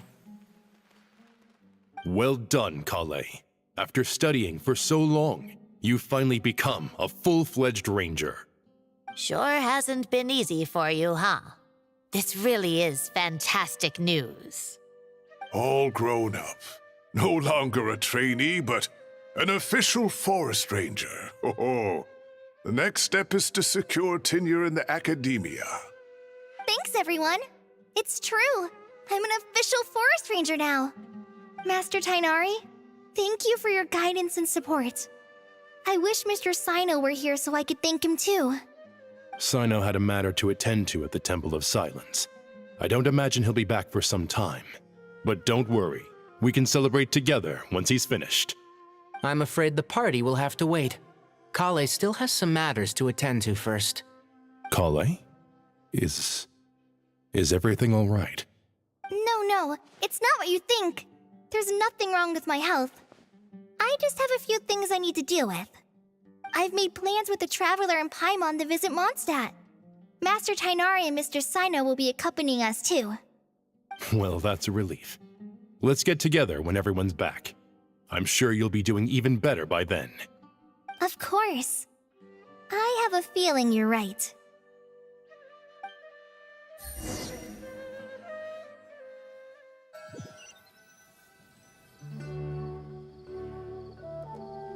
Phew! After all that catching up on sleep and food, Paimon's feeling full of vim and vigor again. For someone who spends so much time resting, your recovery routine is surprisingly simple. Hey! Paimon's been working her butt off too, you know. She flew all over the city helping everyone out. Don't worry. I saw how hard you worked. All right. We all know you're the most hardworking person in Tavad. As long as you're rested and full, that's what really matters. Paimon's been looking around the place, and it seems like the city's already on the mend. But Paimon's been wondering how Nahita's doing. We should check in on her.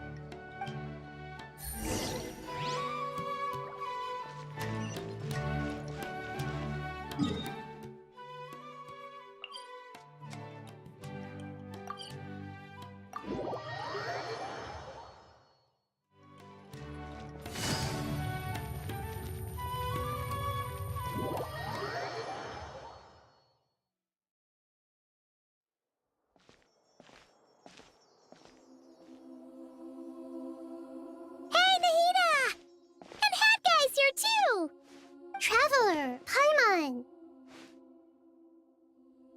What's going on here? Nothing much. Nahita was just expressing concern for my physical and mental well-being. Oh, the Traveler told Paimon all about that. We've both been very worried about you. Are you feeling all right? You make it sound like I'm on the brink of some kind of breakdown. Truth is, I'm doing much better than you might imagine. If we can just get to the bottom of Dottoro's intentions, we can minimize his negative influence. That's the sort of thing I excel at. Just listen to that newfound optimism. It seems like having you enroll in the Vahumana was a truly inspired move. I can really see the positive influence. Observe, a classic Sumeru specialty. Chalking everything up to education and learning. To be honest, even I can sense the change in you. Everything Dottori said to you was a way to manipulate your mind. Fortunately, you're no longer under his sway. Can someone as old as me really continue to grow? If it helps, just think of yourself as a late bloomer. It's all a matter of phrasing, and it comes down to what standards you measure yourself by. For a puppet, developing at such an age is perfectly normal. But if you choose to call yourself a late bloomer, it sounds more like you consider yourself human. However you see yourself, well done. All right, I see what you mean. Anyway, what's your next step? What else can I do but complete my current courses? Everything else can wait. Anyway, that's enough chit-chat. There are still things in the city I need to help out with. I'll be heading there now.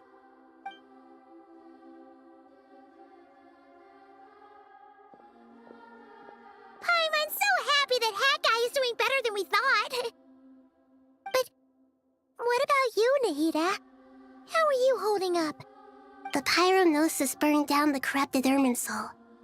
The flames blazed for 7 days and 7 nights before they finally subsided. All that was left were the parts underground. Now, Aru shoulders the responsibilities that once belonged to Irminsul. The situation was contained before it got out of hand, so Tevat's most vital information has largely been preserved. Irminsul has a strong influence over you, doesn't it? How will you cope now that it's gone? There is no need to worry. Thanks to Nicole's extraordinary talents, my connection to Irminsul has been severed and transposed onto Aru. Angels can do things like that? They can. Such abilities are precisely what makes them so powerful. The goddess of flowers, Nabu Malikata, once claimed that she too could perform feats beyond the reach of mere mortals. In my eyes, much of what she went on to achieve reached such transcendent levels. Her and Nicole really are both fascinating and magnificent. So, does that mean your situation is stable now? Correct. Just imagine that Aru has become the new Irminsul, and the essence of my existence has been bound to it. The wisdom of Sumeru has ultimately converged into a single, unified entity. Should we ascribe this all to fate, or is it merely fortune? Whatever it is, the important thing is that you're okay, Nahida. Dendro Archon, Lesser Lord Kusanali. Oh, thank goodness you're here. Greetings, Traveler and Paimon. Sir Nevis, do you have something urgent to say? Yes, there's something I need to report. We've received a message from Snezhnaya.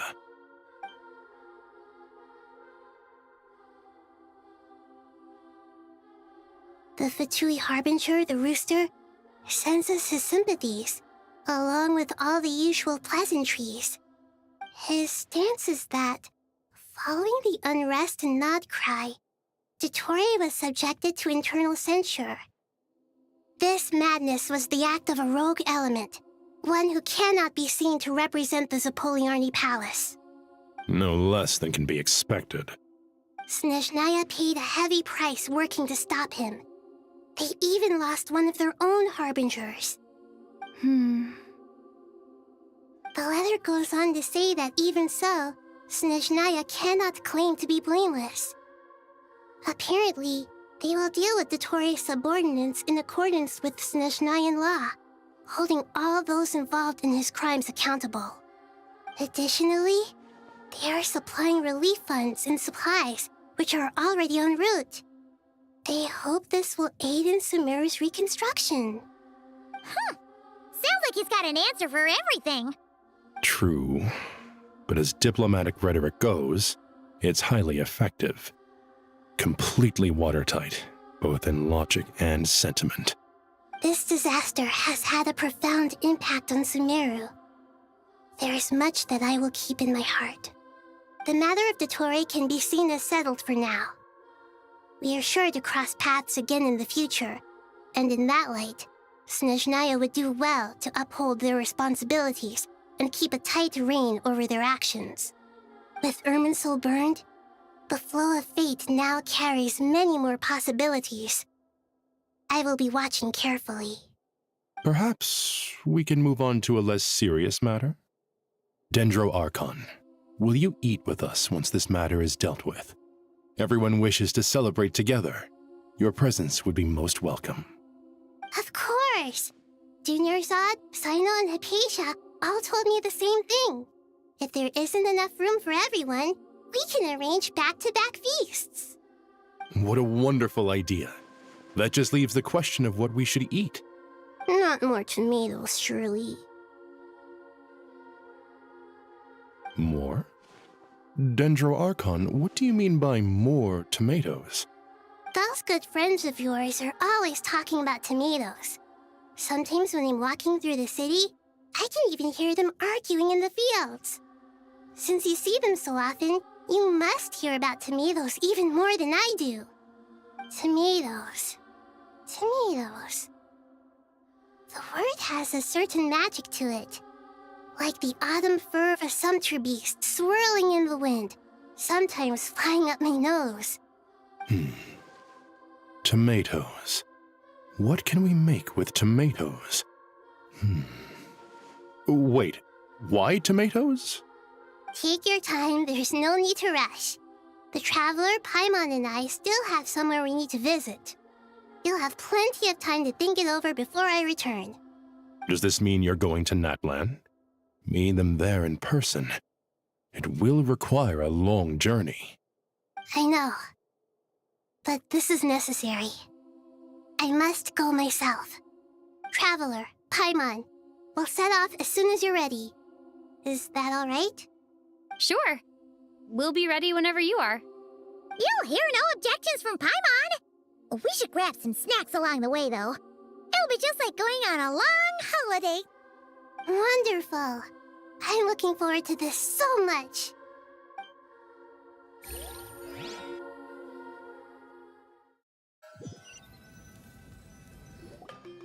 Natlan is such a lively place. It's super cheerful and positive, too. I can see that. There are people outside exercising at all hours. Such a healthy way of life. You came. Welcome, welcome. You must be hungry from your journey. Would you like something to eat? Oh, thanks, but no thanks. We've been eating the whole way here. We had a mushroom platter, Sab's meat stew, butter braised chicken, Hadasara pudding. Paimon's positively stuffed. All right, all right. No need for all that detail. I'm starting to get hungry myself. Maybe later then. We can wait till everyone's got an appetite. Then I'll head out for a meal together. Sounds like a plan. Let's find somewhere to sit down.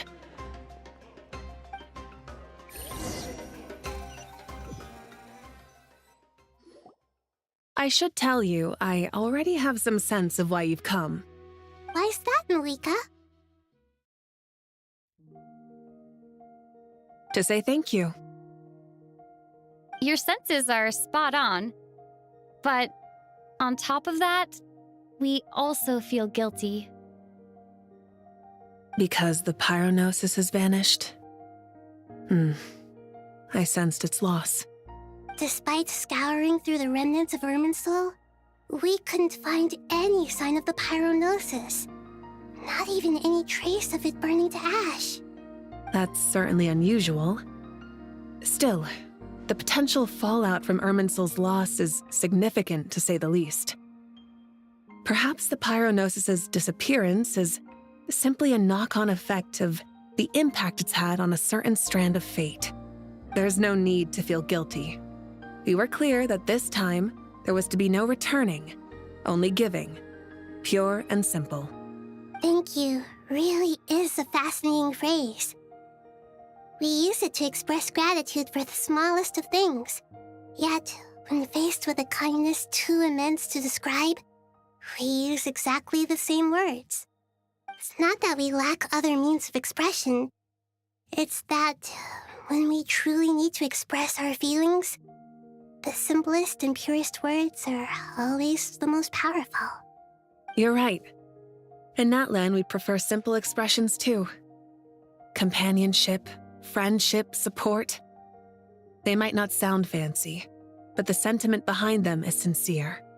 That's wonderful to hear. Sincere feelings are often a vehicle for the deepest wisdom of all. Irminsul's destruction doesn't seem to have done you much harm. I'm glad to see you're doing well. There's still a lot of work to do, but before we begin, we felt it was important to come here and speak with you. Partly to express our gratitude, but also because we felt that seeing you, in a sense, is like basking in warm sunlight.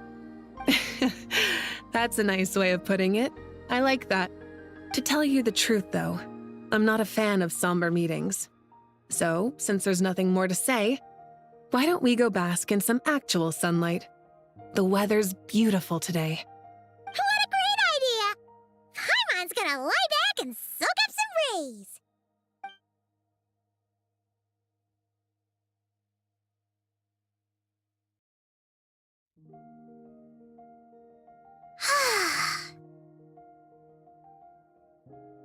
In that case, I think I'll lie down for a bit too before we head to our next stop. And where might that be? Mondstadt. Paimon and I are gonna head back there with Kale and the gang. Long ago, I sensed that the god remains inside Kali had come from the goddess of flowers, but I kept it a secret. Those remains weren't hurting Kali, not as she is now. They simply exist. Besides, I could sense a deep yearning within her. A yearning for an ordinary life. A yearning to hold on to the hard-won happiness she now enjoys. With someone like her, I have a responsibility to keep her secret. She should be ready to face the truth by now. Whenever people meet, there is always the potential to create warmth and kindness. Every child grows up, but even as adults, they are still children in the eyes of certain people. Oh, just like how Paimon sometimes sees Nahida as a little kid. Is that so? Well, anyone who's friends with a kid is probably a kid themselves. Of course! And there's nothing wrong with that. When we get back, we'll actually be hanging out with another of our friends who happens to be a kid. Or more like looking after, in her case. Anyway, we'll always be there to watch out for our friends. Dear Sucrose, when you receive this letter, I'll probably be as busy as always. But busy with wonderful things. That's because I'm no longer a trainee. I'm now an official forest ranger. Impressive, right? Sino said that official rangers sound much tougher than trainees. Though he did say it was already pretty tough to start out with. You probably heard that something big happened in Sumeru recently. Don't worry, it's all been taken care of. We're heading to Mondstadt soon, so if you're free, maybe we could meet up? Plus, it's not just me. A few of us are going. Hey, do you still remember that time we all got together? You know, when we all went to the Windbloom Festival? It'll be just like that.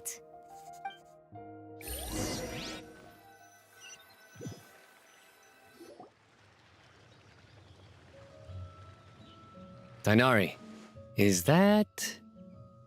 Don't you say it! Is that the great Vayu-Vyastra? Behold, the great Vayu-Vyastra, General Mahamatra. How times have changed. I wasn't expecting you to beat me to the punchline. You've changed. You've really upped the aggression in your battle against Sino's jokes. Kale, how did you know what I was going to say? For the love of... Hey! Traveler! Paimon! You're right on time! I hope we haven't kept you waiting. Kale! Sucrose! It's been so long! How have you been? I've been well. Everything's going great. What about you? Are you still busy? Not at the moment. Oh, right! That juicer you gave us works amazing! Farzan loves it! Seriously? That's wonderful. I don't suppose you drew up a detailed test report. Oh, what fruits did you use? How was the texture of the final product? Sucrose, you might want to try asking your questions one at a time. Albedo! Paimon didn't see you there! It's been a while since all of us were together like this. How about we follow the same plan as last time? Good idea, my friend. You never disappoint. So, what are your identities this time? Don't remind him. First things first. Allow me to introduce our very own official Forest Ranger Kale.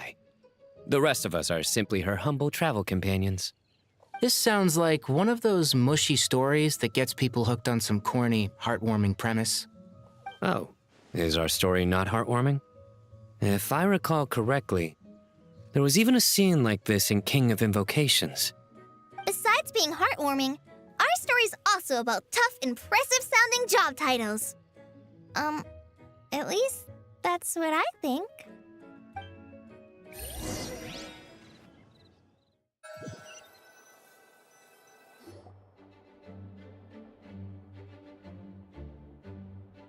Oh, you're here already.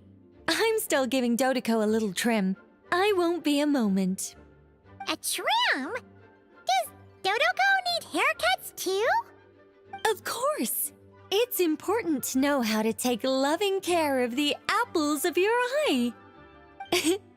All of these trivial matters get left to me. It's because I'm an angel, and angels are, in a way, the guardians of all Tavad. Oh, right! Well, that's definitely an impressive sounding job title. What are you writing? I'm just brainstorming some cool sounding lines. Oh, write them on these card backs. Of course. Clearly, my lines are pretty amazing, wouldn't you say? Miss Nicole. Kale?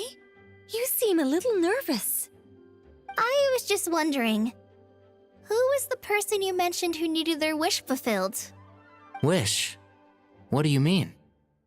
Miss Nicole asked if we could meet up in Mondstadt once everything was over. She said a friend of hers had a wish that needed my help to come true. Well, you never mentioned that before. All we knew was that you'd arranged to meet in Mondstadt. But we thought it had something to do with the god remains.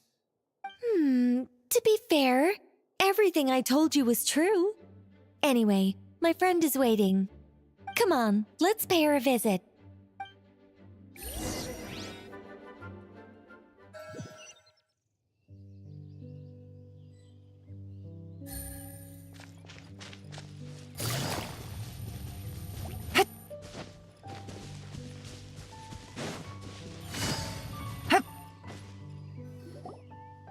Huh? You're... Surprised?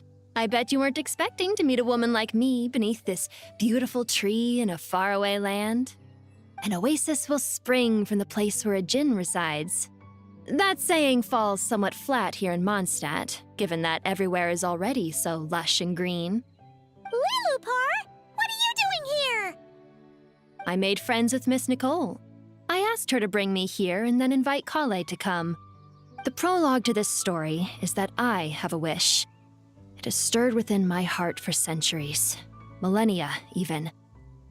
Originally, it was merely Al-Akhmar's lie, but now it has become reality. Could this be... related to the goddess of flowers? My dear young lady, my mistress left her final trace in this world upon you. I can't tell you how glad I am to see you here. And now I have seen you, and peered into your heart. You have experienced hardships and suffered setbacks. The torment an ordinary person might expect to face has befallen you threefold. This is the source of your resilience. But, beneath all this, I've witnessed the seeds of desire. You yearn to return to the simple life you once knew, do you not? I do. I want to throw away everything that isn't mine. But how do you decide what is yours? The scars that others carve into your flesh? The kindness and love they inscribe? Are these things not yours as well? They are. This is something I've talked about with Miss Nicole. Miss Nicole said I should learn how to adjust my standards. I just want to live as an ordinary human. Anything beyond that isn't mine. Don't you want anything from the remains of the goddess of flowers? She gave me a revelation once. I think that's already more than enough. In the past, you would not have possessed such a rich heart. Your brief life has taught you to hold on to everything good, to home in on kindness. How fascinating. You're nothing like Nabu Malikata, and you're certainly not her. Of course not. I'm not some great and powerful being, Miss Lilopar. Yet I am a djinn. We exist because of the Lord of Flowers. We revere and love her. My wish is to see her one last time, to give everything for her. Kale, can you do this for me? But her remains won't be easy to remove. Are you sure this is what you want? That's beside the point. First, I need to know. Are you willing to do something for the soul of this lonely, wandering woman? I'm willing. But look, you know nothing about me. Even if you have heard the stories about me, all you would know is that I was rightly punished for the many evil deeds I committed. Ah, so you do know. Your lips are quivering, your eyes trembling, and still you're willing to do something for me. Life has been cruel to you, and yet you've learned to be kind. My dear young lady, to repay your kindness, I too must play my part. Are you sure about this, Lilupar? I yearn to see my mistress. For this moment, the world can burn to ashes, the universe be engulfed in flame. I care about nothing else. And you, Kale, I can give you a gift. You'll become just another ordinary human. But Miss Lilupar, what will happen to you? My wish will be fulfilled, and I can die happy. Why would you wish for that? A long, unending life might seem desirable for one who has never possessed it, yet it brings torment to one who has. My remains are scattered across the yellow sands, but my soul can find no peace. Since you've promised to grant my wish, give me that release. Allow the dying to die, and let the dead rest in peace. You have my thanks. Kale, there's no pressure on you. What she said, it's all true. A wish is a genuine desire, after all. It's as if you want to use the last of your life to give me a better future. Nothing so selfless. We'll be using our futures to fulfill each other's wishes. This is a noble act, a beautiful and secret transaction between two women. I understand. Miss Lilupar, I'm ready. Close your eyes, Kale. Then open your soul. From there, I will embrace my mistress. The downpour of flowers is your touch, like returning to the very beginning, like surrendering to your grace, my mistress.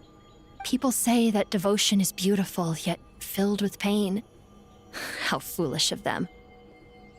For me, devotion is beautiful, pure and painless. Devotion is my love. Thank you.